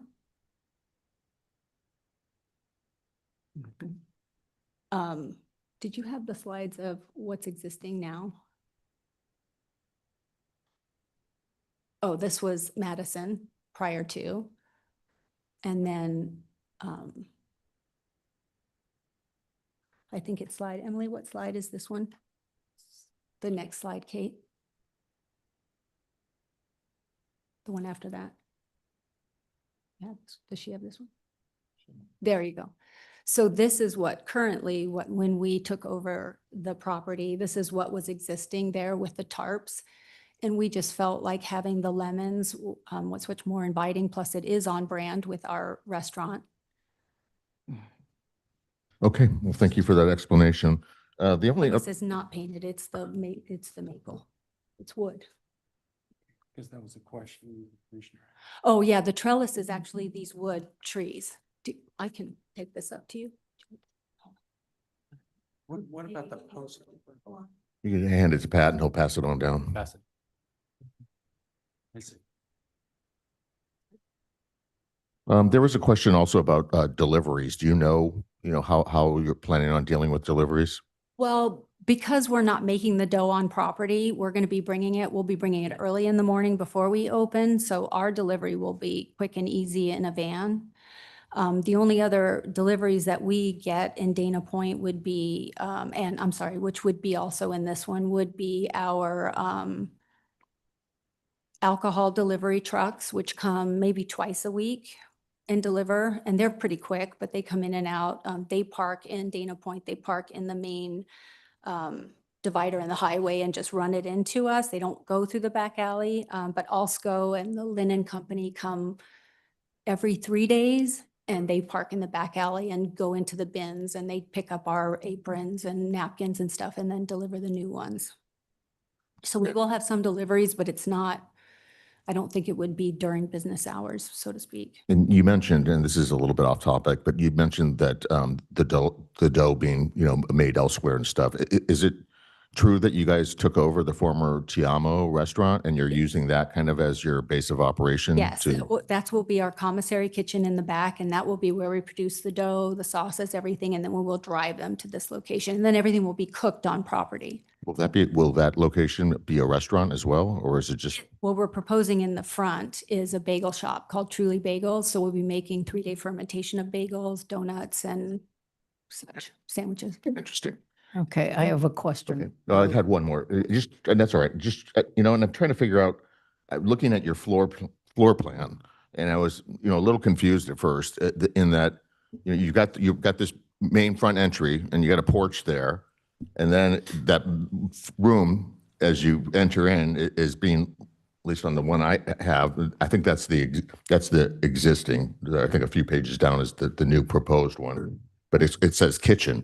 The whole thing is kitchen. All the seating is outside. So nobody ever goes out? Nobody sits inside. And you don't even enter in? Nobody, basically the patrons don't go in the building at They do all? not go in the building. Okay.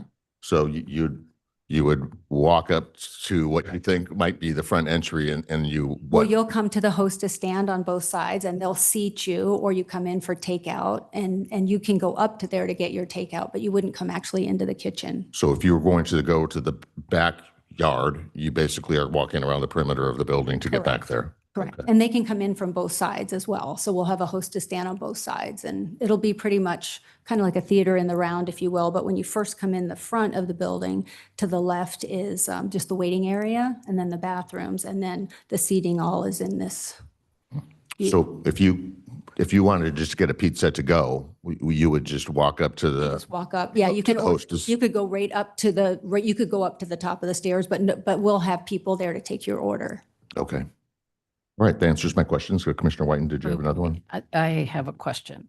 Are you saying that the pergolas are actually this? Yes. They're made out of treated real wood? Correct. Maple wood, right? Correct. So what we have in our package is not what's going to be built? What's in the package? Uh, We just put them out of wood, so. I mean, this is certainly much more enticing.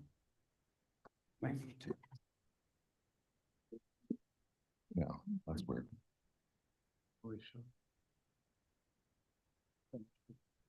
Oh, I see. Yeah, they just showed a basic wood, I think, to put it on there, but that's what we're That's what we're planning to build. So is this intended to be the roof only? What about the posts? The posts on the plan are 6x6 posts. The posts would be. Posts are these guys. Exactly. And that's treated what? Maple. Okay, maple trunks, skinny Correct. maple trunks that are, Yes. okay. Staff, are you following this? Basically what the potential issue is here is that you're showing one thing on the plans of your application here, and we're hearing something else. You're doing something different, that's all. I mean, Oh, I see. how do? Yeah, you're showing the cedar pergola finish, and that's when I brought that question up about color, you know, it's like. Chair, if I may. Sure. Yes, I do follow along with the discrepancy between the trellis design that's presented by the applicant this evening and what was included with the plans attached to tonight's staff report.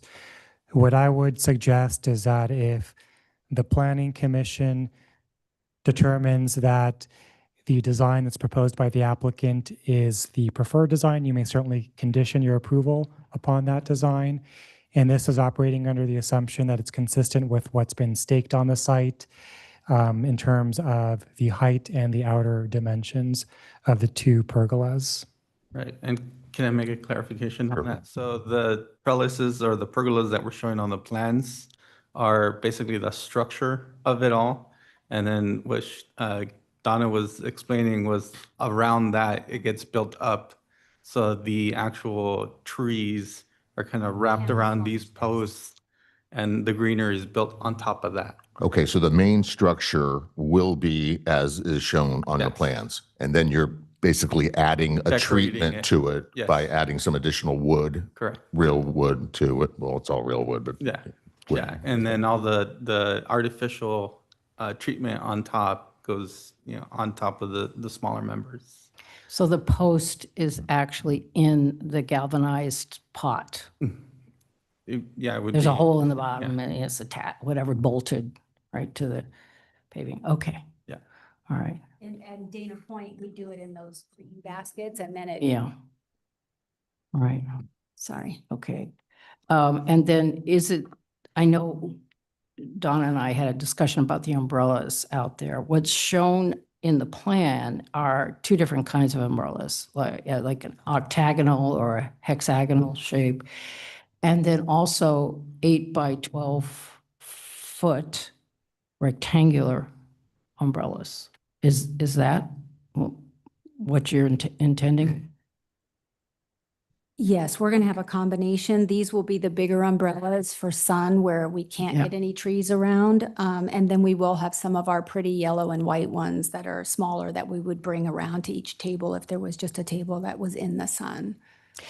What about the edge condition along Earth Cafe, which is kind of a raggedy looking situation? Yeah, we haven't actually designed that yet, but we intended to put some shrubbery up to kind of block in between. So people sitting in truly would just have their own environment. Okay. But I don't really have exactly what that would be made out of, but the intention is to block that, yes. And then Commissioner Dubin had a question about the handicap ramp. And looking in the plan, I see that the handicap seats, I think there's 7 or 8, are toward the back side of the seating, which means that those people would be coming along the north side of the building and then down the side. And most likely we'll have a handicap parking in the back, so most likely they would come in from the back. Yeah, I think I had a discussion with Kate about that. So there's a dumpster yeah. So the dumpster is being moved to the alley, to where one of the parking spots is? Is that what you said? Location is remaining the same, but we're removing a parking space right in front so that there's direct access for. Okay. And that parking space is made up by the 8 bicycle Correct. parking. Okay. Okay, thank you. Commissioner Goldman, did I already ask you, did you have any questions? Yeah, you did. Okay.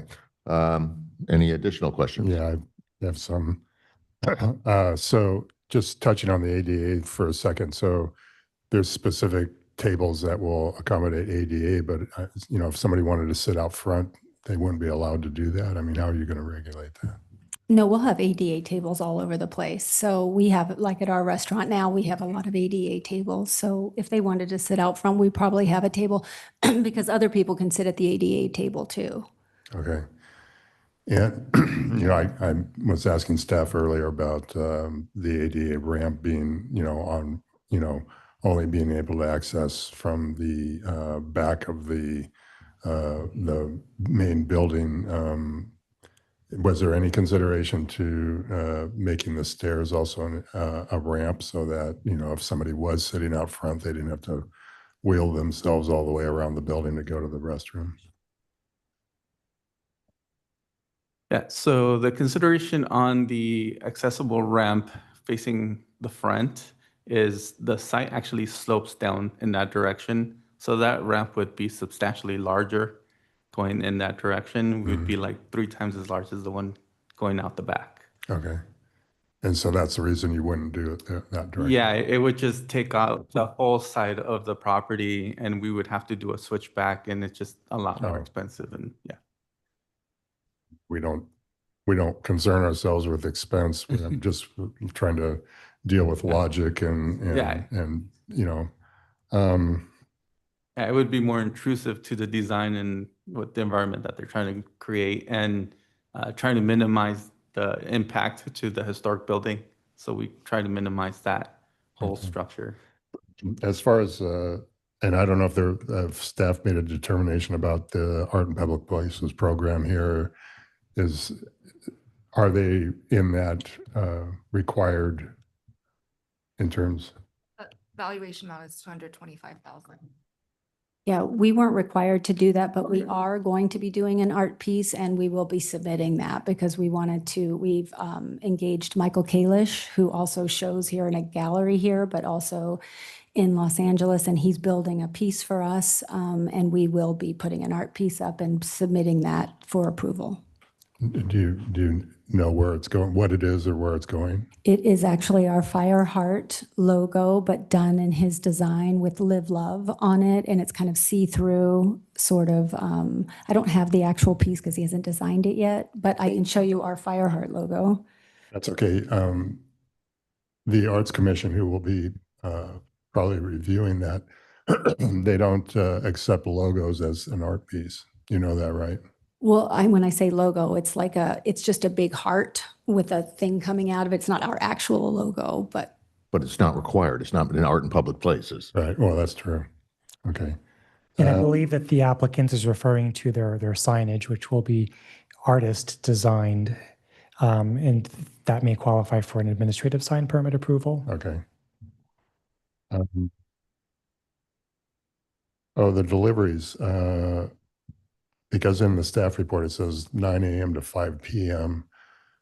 You don't open until 11. Would you be able to accommodate all your deliveries between the morning hours until you actually open the restaurant? Because I still have a feeling that, you know, there's going to be vans or trucks or something pulling up in Cedar Way. They can't stop in a medium on Coast Highway. That's just not going to happen there. And so all deliveries are going to come through the back. And if they're delivering stuff all day long, you know, you're going to be blocking parking spaces, and you know it's going to be a problem. So, do you feel like all your deliveries would happen before 11 a.m.?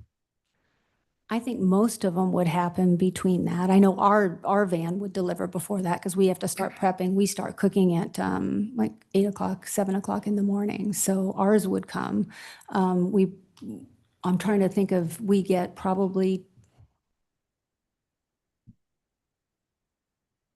maybe 3 deliveries a week of alcohol. And they just wheel them up and drop them off in the back. So that's not a big, they would accept them right at the back in there really quickly. And then we have the storage where the garage is where we keep everything. So I don't anticipate they would be there for more than 5 minutes delivering, but I don't know the exact schedules of everyone delivering for us, but we don't have a tremendous amount of trucks even at Dana Point.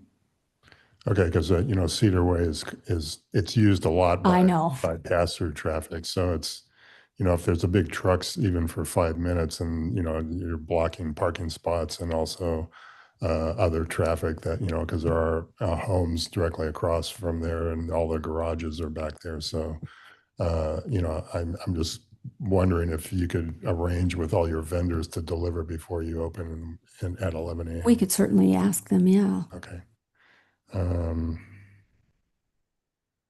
Guess that's all I have right now. Thank you. Just a question for staff. Do you know, is there, how is Earth Cafe dealing with their deliveries? Are they taking them all from the alleyway, or is there a loading zone on the side street there off of Coast Highway? I don't think so.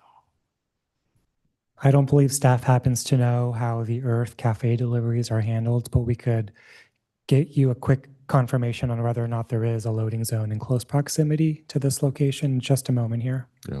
Well, it's just a matter of curiosity for the most part, and whether or not, you know, maybe that's an option if there is a loading zone, and yeah, maybe it requires, you know, rolling stuff a little bit further, but yeah, keeping, I think Commissioner Dubin's point is that keeping Cedar Way free and clear is important. And just to point out, in Dana Point, where we also have neighbors right behind us, and we're very conscientious of our neighbors, and we work with them on a daily to make sure that the trucks don't also pull back there. And so if we have to come off the side street of Earth, we're fine with all of that. We are very community oriented and neighborly oriented, so we will do our best not to interrupt the neighbors. If it becomes a problem, I'm sure the city will hear about it. I have one more question regarding the simulated vines or whatever that are on top of the pergolas. Did the Heritage Committee weigh in on, you know, how that may affect, you know, the viewing, the actual structure there? Did they? Because it looks like it's, and from your photos, it's pretty dense. You know, it's not see-through, in other words, which may or may not be an issue, but I was just wondering if the Heritage Committee had any input on. Yeah, I don't think the committee weighed in too much on the overall foliage that we were proposing up there. It was mainly the width of that pergola in the front. Okay, all right, thank you. Great. Okay. Any other questions? Yeah, just to clarify the width of that pergola. If it were to be symmetrical, how much would it need to be shortened, clipped off? In order, so that it hit that right side of the front elevation and at 14 feet. You'd have to take the whole front off and just have it off to the side. Oh, it doesn't look like that. Let me just look again. Is it just to the window? Yeah, just to the window. I don't think that's, well, Probably about 5 feet. a little yeah, it less looks than more. that. Yeah, that's what he just said. 5 or probably 6 like- feet. If, Take that dimension in in here. Yeah, it could be 6 or something, yes. Yeah. I was looking at that too. You know, if you look at that, what we're seeing here, right, for what on A103, you know, you see the width of your stairway there. The pergola to the left is about the same distance of the width of those stairs. The one on the right is, you know, closer. But I also understand your concept of not wanting it to necessarily be symmetrical. So that kind of provides that shade during that day, whereas we would have to put umbrellas and really block the front of it, because we would have to put all kinds of umbrellas out for the customers not to be sitting in that sun. So the trellis kind of provides that shade when the sun's kind of all the way up over here, which we thought was more aesthetically pleasing than putting a bunch of umbrellas out. What were you saying? Additionally, if you can tell on the site plan and also the rendering on the front, we aligned that trellis to be in line with the existing trees in the front of the property. So as you view it from the street, it'll be practically hidden. It'll be just another post, like if it was another tree along that frontage. So it's not projecting past. So that one on the bottom right, you have those two big trees, the trellis itself gets lost within those trees. And that was one of the reasons too why we didn't propose that trellis being painted the color of the property, because we're gonna wrap it with the rest of the vines, and we didn't want that to be forward of the building, so just kind of hidden within the trees. Okay. Great. All right. I think that's it. Okay. Where are we at? We've asked questions. But yes. Right. Public comment, and of course, the applicant's allowed to give a presentation as well. Yeah. We haven't asked yeah, you really haven't provided, but we've just been asking questions this whole time. So you have 5 minutes if you want to give us any other additional information. That was my presentation. Great. Okay. Well, are there any members of the public who wish to speak on this item? Please come forward. Hi, Commissioners. Good evening. I'm Paula Hornbuckle Arnold, former CEO of the Chamber of Commerce, current board member, but I'm not here in an official capacity, although the Chamber does fully support this project. I could not be more excited to stand here and share my enthusiasm and support for Truly's second restaurant location. Full disclosure, I've been friends with one of the owners, Donna Baldwin, for almost 40 years. We began our careers under the tutelage of Steve Wynn, one of the most visionary businessmen in the world. During our tenure, we learned to think outside the box, be creative, don't settle for the ordinary, and above all else, create an experience. Well, my friend Donna and her colleagues did exactly that at the first Truly Pizza location in Dana Point. It's a stunning visual representation of a first-class dining experience in a casual, comfortable environment. The Truly team has successfully engaged the most talented designers to bring Truly 2 to life. Donna's vision has been meticulously crafted and will be perfectly executed. I haven't even mentioned the food. The Epicurean masterpiece that is head chef Chris Decker is not to be missed. I know some people are thinking, yeah, it's just pizza. Well, I can assure you it's far more than just pizza. It is an experience. So let's not homogenize this project. I urge you to support moving Truly Pizza's design forward without modification. This is truly what we all want. Thank you. Thank you. Any other speakers? All right. I will go back to the applicant. Anything like you'd like to add? No, just thank you for your time. Okay, I'll close the. Excited. I'll close the. Sorry. Oh, go ahead. The thing I want to add is I really want to thank the city of Laguna Beach for all the help that they have given us. And Kate, we came to the city and started this project in August last year. Just to give you, we've been paying rent on this building a lot of months. And, you know, it's not as bad as those windows with the stickers that we heard about. But we're getting there. And I just can tell you all that we're really proud and really lucky to have these pizzaiolas that our head pizzaiologist was appointed to the top 100 pizza chefs in the world. So we're really lucky to have these people. We do part of it, and then the other people create the magic. So anyhow, and we live in Laguna, so we love it. So thank you. Great, thank you. So if you want us to make it really hard on you, we can. Great. Okay, I'll close the public hearing and go to commissioner comments. I'd actually like to start, Ken. Okay, go ahead, Commissioner Goldman. So I'm somewhat at a disadvantage in my comments and why I really didn't have many questions. Because generally on a project like this, I'd go to the site and walk with you and, you know, help me understand the plans. And I would look at your comparable facility, you know, which is obviously very easy for us to do. And then I would have had a better understanding of exactly what you're doing and have been able to ask better questions. That said, I'm very enthusiastic about this project. I've seen 3 failures at this space, and all of them look basically the same. They moved the chairs around a little bit. They put a sign up, they changed the menu, and really did nothing. I think what's really exciting about this, and listening to your presentation, is the way you're approaching it. You're looking to make something out of this. You're looking to make more of a destination. I think changing the hours and not competing directly as like a coffee type shop, or whatever Earth Cafe is, which I think is underwhelming. I think your concept is great. And, from what I've heard, I'm very enthusiastic about this. The other comment too, I'm a resident of South Laguna and I'm excited about what you're doing at TMO's. I think it's very clever using that as a facility the way you are. It's midway in between your two locations. And on top of that, you're going to add something that's going to benefit the neighborhood, which I think is great. So I can make all the findings and fully and enthusiastically support this and wish you the best of luck. Great. Thank you, Commissioner Goldman. Commissioner Whiten?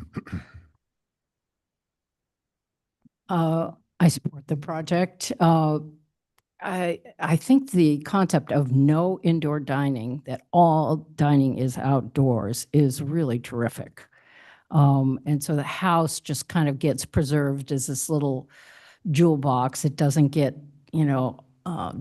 overtaken by use. You're renovating the interior, you're redoing the exterior. So the house will not get a lot of wear. I mean, the kitchen's, obviously sort of industrial situation, but you're not going to get the same kind of wear and tear that you get with people going in and out all the time. And I think it's kind of an interesting concept that the dining just wraps the building and everyone is outside. And there's certainly different qualities in all of those locations. The pergolas, the umbrellas, the different vegetation, et cetera. I think it's going to be actually more dynamic than I've been in your Dana Point restaurant, more dynamic. That's kind of a one-liner. It's cool, but this is going to have a lot of different, a lot of variety.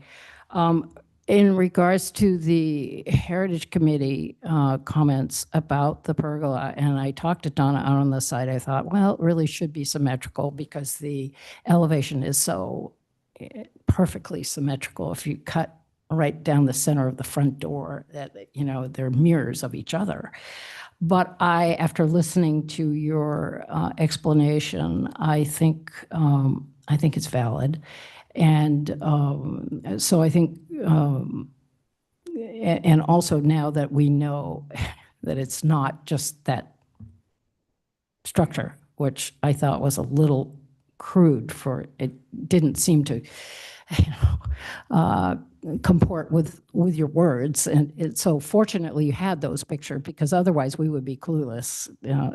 So we will have Mr. Vieira wordsmith our condition. So I will support it in the current location. Also the plaque, and I like these plaques actually to have a lot of juice in them, not just the date, but a little bit of the history of the place. And it is, you can't do 2 pages, but a little more than just the date of the thing. And then the third piece that they wanted, what was the third thing they wanted? Some of the lights changed. Oh, yes, the light fixtures changed, and you've already agreed to that, in addition to those 2 that are out, the tin ones that are out. So I think all of that is fine. It's certainly an improvement. I've forgotten the hideous sailcloth era, and I'd forgotten that it was there and could not recollect why there were those posts, and that's why. I mean, it really, as Commissioner Goldman said, it's just been a string of failures, and it's such a beautiful location. And the fact that you're stepped back from the intersection is a good thing. The fact that you're elevated is a good thing. And it gives you, some separation, but you're still very connected to the street and to the sidewalk. Well, that's it. I think it's going to be a great addition. And Commissioner Dubin.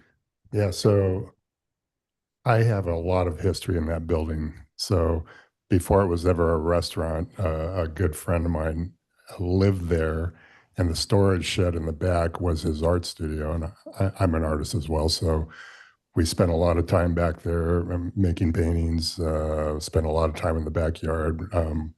I'm also a musician. We used to have almost every Sunday, we would sit on the front porch and with a group of musicians and play music. So it's, you know, it's a building and a place that I'm very familiar with. And John Madison was a friend of mine. So, you know, I spent a lot of time, you know, during the course of his run as running a restaurant in the building. So, so it was always sad to me to see what happened after he was gone. And I think there's been at least 3, maybe 4 attempts at trying to make something happen there, you know, and they've all kind of never really caught on. And the interesting thing is that the chef and the head of the house guys were the same guys through all 3 or 4 different iterations of whatever they were trying to do there, you know. And I always loved, you know, having lunch there, sitting in the back, you know. It's a beautiful, very organic setting, you know. So to see your plan to revitalize that, and I haven't gone to your other restaurant, but I've had other people say it's great. So to have that, have you reactivate that space and do it in a way that I think will be a real plus for the community. And I think people will really appreciate the effort to make that happen, because I think when Earth came in, it really was kind of, although the other attempts to revitalize that space just didn't, they just weren't the right concepts, you know. I mean, I tried them, you know. I wanted to like it because I love the space, but if they just didn't catch on. I think for whatever reason, people gravitate towards Earth, which I don't know why. It's rather mediocre, you know. So to see your plan and see how you're really activating the entire property is I just feel it's going to be a hit. I think, you know, I've heard only good things about your other restaurants, so it seems like for Laguna to have you come in and make this big of a commitment is going to be a real plus. So I'm in full support. And I just want to also say that under CEQA, exempt under Class 1 and Class 31 because of it's a historic resource restoration or rehabilitation. So I'm going to say yes to the project. So thank you. Well, I'm in agreement with my fellow commissioners. The only thing I was hedging a little bit on was the, you know, the Heritage Committee's recommendation about the modification to the one pergola. Your verbal explanation here tonight was better than your written explanation, and you know, which the written explanation seemed to say more like there's existing vegetation that'll obscure it, you know, which is not the best justification. But I agree with what the other explanation you did have. You know, at my time going there was mostly back when it was Madison Square Garden, and they had a good little run there and I remember eating in outside in the backyard, and it was a really very pleasant space. And it was also kind of cool to be inside the house, and they had a bunch of knickknacks and weird stuff that they were selling in there. But you know, it was kind of a cool space on the interior. So, but I understand your concept. I did confuse me a little bit at first. Now I understand. It's like, hey, that's all just our working space, and everybody is going to be sitting outside, and it's an interesting concept. So I'm agree with the you know, recommended findings for the you know, the CEP and CDP, and so I'm in support of this as well. We've got a bit of a unusual motion we need to make, and unusual in just the fact that part of it is, you know, part of it's recommending a city council recommendation for the separate conditional use permit and coastal development permit. So if somebody will, or I'll make a motion. Chair, if I may. Sure. Excuse me, there was one condition of approval that I wanted to recommend to the Planning Commission to reflect the alternative pergola design presented by the applicant this evening for your consideration. Sure. And this condition would acknowledge that there is vegetation wrapping around the structure and it gives some allowance for that vegetation to extend beyond the staked footprint. So with that in mind, the pergola structures shall be constructed to the outside dimensions consistent with the project plans submitted by the applicant and cleared and stamped by the city on May 8th, 2025, with an intertwining lemon tree design as presented by the applicant to the Planning Commission during the June 18th, 2025 Planning Commission hearing. The vegetation wrapping around the pergolas, artificial or otherwise, may extend beyond the outside dimensions of the pergola structures, provided that they are affixed directly to the pergolas. Sounds perfect. Can you reference the exhibit? I think you, Is that included by reference to the meeting? We can certainly add that into the condition. Because that. Incorporating that exhibit by reference. That's gold right there. okay. Does somebody else want to make the motion? Doing a great job. Okay. I move that the Planning Commission adopt resolution number 25-0964, approving conditional use permit 25-0964, design review 25-0963, and coastal development permit 25-0965. Additionally, recommending City Council approval of conditional use permit 25-1046 and conditional development permit 25-1047, and finding said action exempt from CEQA with the modified, the additional condition to the resolution as outlined by Planning Manager Vieira tonight. Second. Roll call, please. Commissioner Goldman, Yes. Commissioner Whiten, Yes. Commissioner Dubin, Yes. Chair Sadler. Yes. Motion passes unanimously. Congratulations and good luck. Yeah. Yeah. And there's a 14-day right of appeal to the City Council if anybody doesn't agree with that decision.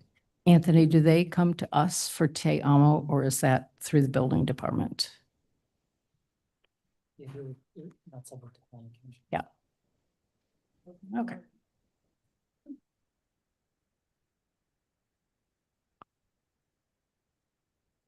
All right.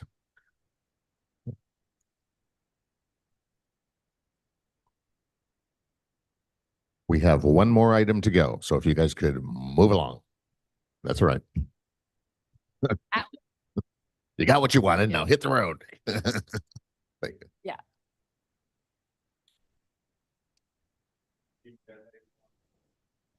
Good. All right, we will be moving on to our last regular item of the evening.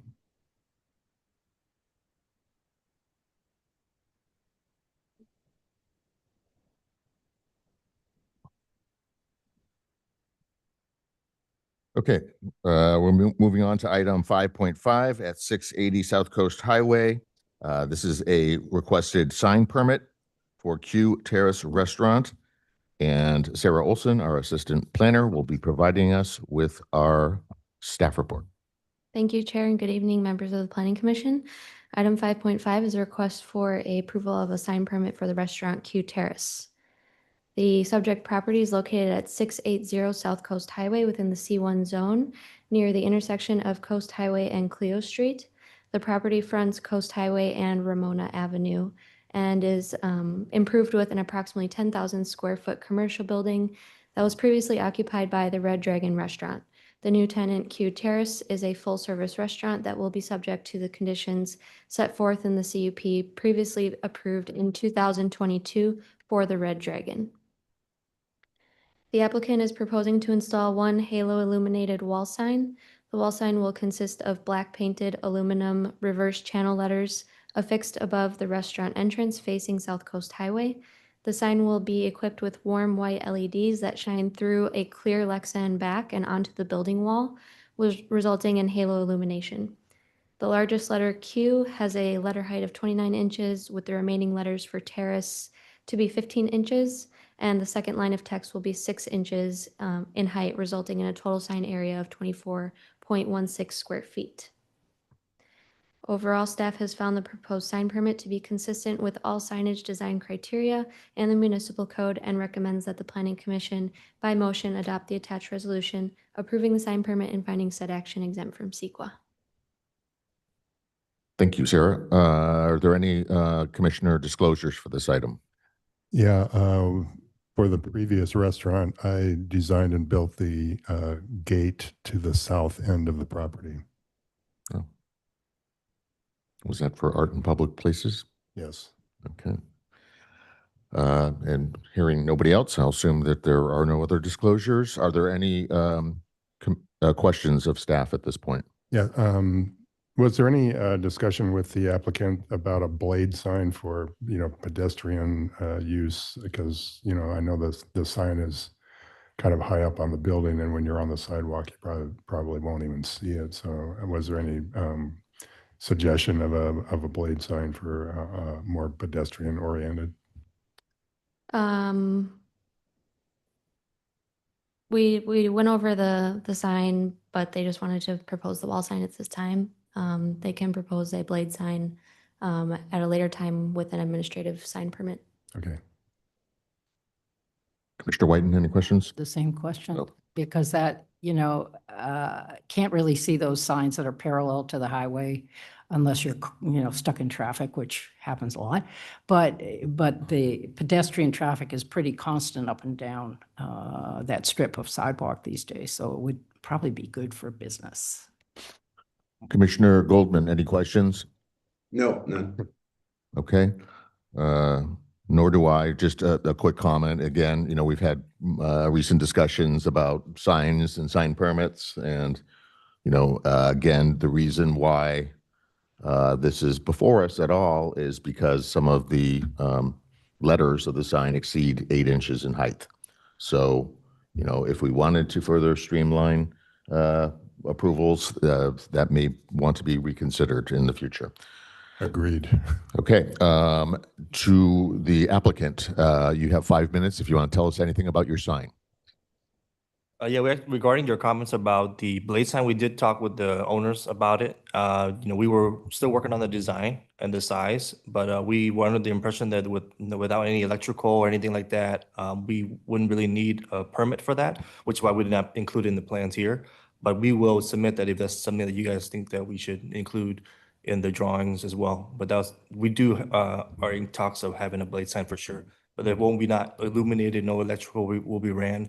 So that's therefore why we didn't add it in the plans, Makes sense. But, I think the general consensus is that it would be helpful to capture pedestrians, so. Yeah. So, just to clarify that we will be doing that. Yeah, for sure. Yeah. Okay. All right. Are there any members of the public who wish to speak on this item? Seeing none, I'll close the public hearing and go to commissioner comment. Commissioner Goldman, do you want to start? Yeah, I can make the findings and support this. Okay. Commissioner Whiten. Yes, I agree. The same. I can make the findings and I support the project. Commissioner Dubin. Yeah, I'm not super crazy about the design. It seems a little pedestrian to me, but Pedestrian. It's pedestrian. But I'm all about aesthetics, and the building's kind of linear and sterile, and that's fine. Maybe that's why this particular design works with the building. So, but I'll be supporting the application as well. And I find that as far as CEQA, it's a Class 1 exemption under repair and maintenance. Great. Can we open the hearing and find out what kind of restaurant this is? I think he's a sign guy, so I'm not sure he's going to be able to answer it. But yes, I will reopen the public hearing. And yes, Commissioner Whiten has a question. I believe it's Mediterranean food. I think the owners have a couple restaurants, and this is the same design that they've used in their other locations. Not sure where they're at, but I believe it's Mediterranean fusion. Yeah. Okay, thank you. And I have an additional question for staff. This restaurant is going to follow the existing CUP for the previous restaurant, Red Dragon. And having been through that approval process, I remember there was some issues regarding off-site parking and valet parking and all that. Is staff aware of whether or not that was all working out fine for the previous restaurant? And are all those conditions going to be able to remain unchanged? Because as I recall, I believe they had like an off-site parking agreement with the neighborhood congregational church. And, is that still in effect, or do we know, or what, how's that all working? Or are you able to answer that question? I can address that, Chair. So at this time, given that there is no restaurant operating at the location, there is no ongoing off-site parking associated with the subject property, you are correct that the approval granted for the Red Dragon did include a requirement, I believe it came from the city council at that time, to require off-site parking. The applicant secured an off-site parking location at the neighborhood congregational church surface parking lot. I do not know if that was ever effectuated. And at this time, there's no way to verify if there is an existing agreement and that there's no existing operator and that they're switching tenants to accommodate this change of use since the Red Dragon has gone out of business. But this current applicant, Q Terrace, they have been provided with the conditional use permit conditions of approval, and they have been made aware that should they choose to move forward with that CUP, they are required to adhere to those conditions of approval. Should they have any concerns or would like to make a request to have the commission consider modifications to conditions of approval, they do have that option of presenting an application to the Planning Commission. And at this time, the applicant has indicated to city staff that they do intend to operate under the existing conditions of approval. Should conditions change in the future, so for example, if the off-site parking lot at Neighborhood Congregational Church no longer becomes available, then the applicant would at that point be compelled in that situation to apply for a conditional use permit amendment to modify that condition. Okay, but I guess the general question is, so there will be some follow-up by city staff to make sure that those conditions are being adhered to?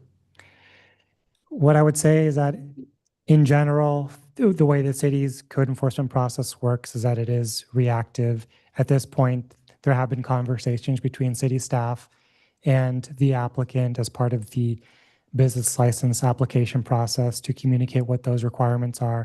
And the applicant has expressed to the city that they do intend to comply with those conditions of approval. Okay, and typically the conditions of approval would be written in such a way that it would be something to the effect of the applicant or shall have X amount of off-site spots, and it's general in that effect, right? It's not saying that there will be 6 spots at the neighborhood congregational church or something that specific, or is that correct? It generally is quite specific. It identifies a specific location, generally to relocate required off-street parking that would be inconsistent with the prior approval, and therefore the applicant would need to reapply for a conditional use permit, a CUP amendment, essentially, in order to effectuate that change. Okay, great. Thank you for that. I will close the public hearing, and I guess I was the last one, and I agree with my fellow colleagues, and I'm willing to approve the project. Will somebody please make a motion? I'll move approval of, to adopt the resolution approving sign permit 25-0849 and finding said action exempt from CEQA. Is there a second? I'll second. Roll call, please. Commissioner Goldman, Yes. Commissioner Whiten, Yes. Commissioner Dubin, Yes. Chair Sadler. Yes. All right, motion passes unanimously. There 14-day right of appeal to the city council if anybody doesn't agree with that decision. Thank you very much. Thank you, Sarah. Okay, we'll move on to other business. Should there be any other business? There is no other business, Chair. Okay, any committee, commissioner, and staff reports? Yes. What is the updated status of the Forest Avenue Mall painted brick situation? So that has been called up to the city council for review. The hearing date is coming up soon. I believe it is, confirm it in just a moment. I believe it's July 8th. Yes, that hearing date before the city council is July 8th. Okay. My only other thing, and I'm just going to defer to my fellow commissioners, I can give you some updates on the fire station project if you want to hear it. Sure, as long as it's not a problem. It's just an informational thing.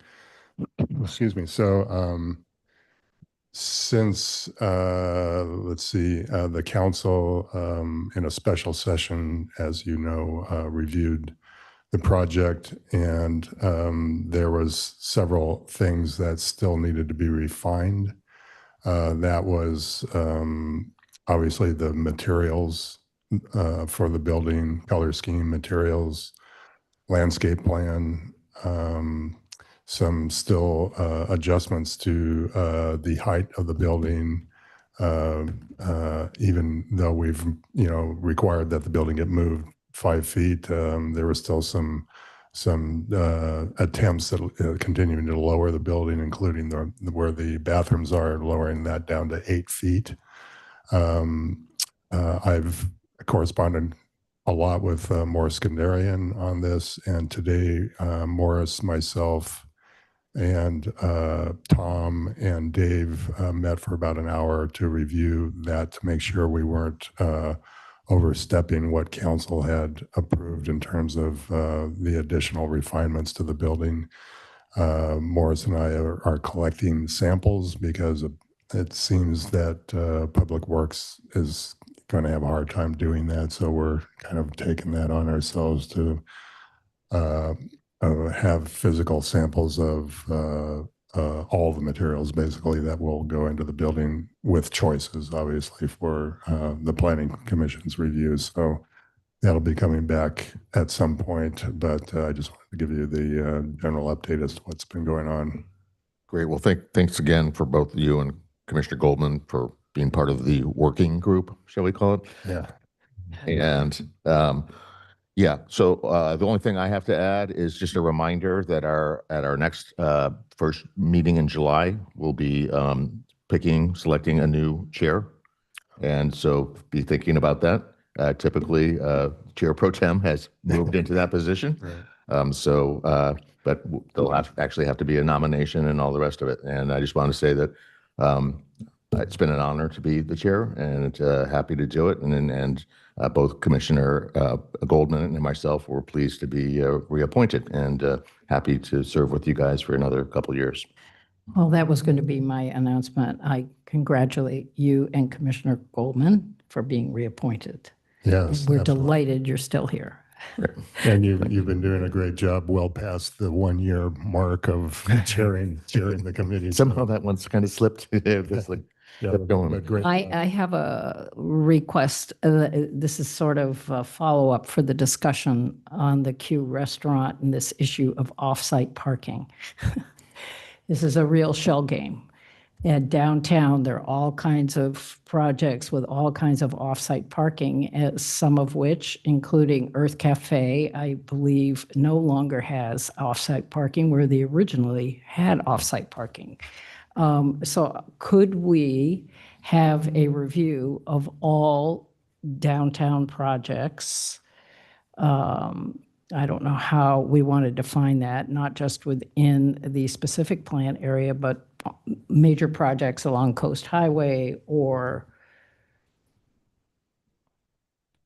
I don't know how to define it, but projects that are required to provide off-site parking in order to meet their parking requirements, and review how many they are and where they are at this moment in time, and check to see if these properties are complying. Yeah.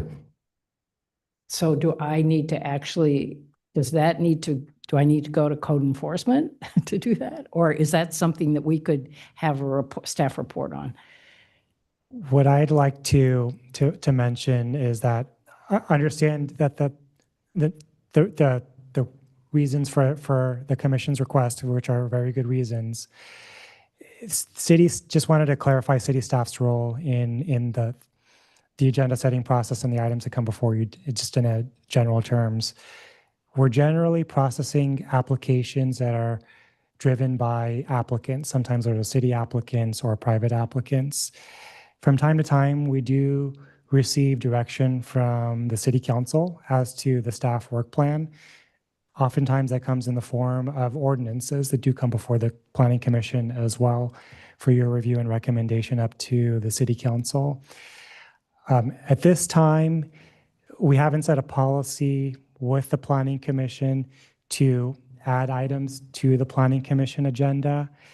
We have talked outside of this body about establishing a process by which a commissioner could request that something be set for the agenda and then publicly discussed and deliberated on. And that would afford also the public an opportunity to comment should they express an interest. I think what I would like to recommend is give staff a little bit of time to consider that process. We have discussed it internally, and we will report back to you on establishing such a process. Yeah, it's more just to, like a chart of accounts. You know, we want to know, have a matrix, like here's the list of the projects, here's the requirements, are they still current, have they been met? You know, it's just like basic accounting for what we've approved. I'm not suggesting we discuss the whole issue of off-site parking. That's not the intent. The intent is how much do we have and where is it, and is it being met, and are there spaces still available to identify for off-site parking? You know, parking's the boogeyman in all of our projects. And I'm trying to think of, I mean, we as a planning commission want to be able to do more forward planning rather than just reviewing projects. That's the purpose of planning. And we are a planning commission, and we have the skill set here on this body to do that. So, you know, that's not necessarily a forward planning thing, but it's just like I think of it as a basic housekeeping, you know, because I feel like we've really thrown a lot of offsite parking at that neighborhood congregational church, and that isn't going to be there forever. You know, at some point that'll be developed. As far as Potentially, yes. Yeah, and I will express that my sensitivity is mainly staff resources. I will say that we are at or candidly over capacity at the moment with the workload that has already been assigned to the staff planners. And so that, should we have this follow-up discussion, that's mainly the lens through which I will provide my recommendations to the Planning Commission for your consideration. But I appreciate that the commission wants to be forward-thinking, and you certainly do have the skill set to provide excellent input, and you have reviewed a lot of these off-site parking applications during your tenure here as commissioners. So I appreciate that. Yeah. And for example, you know, we're trying to move signage into more signage into administrative review, as Commissioner Sadler was referring to, and we've discussed. But things like the TUP tonight for the parking lot, that seems to me, right now, TUPs have to come before Planning Commission. But, you know, should we consider that type of project being an administrative project? If things like that, as the signage goes to a more administrative role, how much is that actually going to free up the staff? Signage on its own admittedly helps, but it's not a substantial dent in the workload, and that is mainly because 90 to 95% of the staff workload at this time is residential development. Yeah, it's unbelievable, isn't it? Great. All right. Well, somebody, poor Commissioner Goldman is like, are you seeing the sun come up yet? Yeah, it has risen. So the decision is, do I just stay up or do I go back to bed? I think I'm going to wind up staying up. Oh, man. And I did want to echo what was previously mentioned. Congratulations to Chair Sadler and Commissioner Goldman for your reappointments for an additional 2-year term. Thank you. Okay, Thank if you. somebody like to make a motion to adjourn. Let's get out of here. Is the next, July 2nd, 2025 is your next regular meeting. I move we adjourn to our next regular meeting on July 2nd, 2025 at 6 p.m. All those in favor? Yes. Aye. Aye. We're officially adjourned. Yeah. Okay, see you guys. Have a latte for me.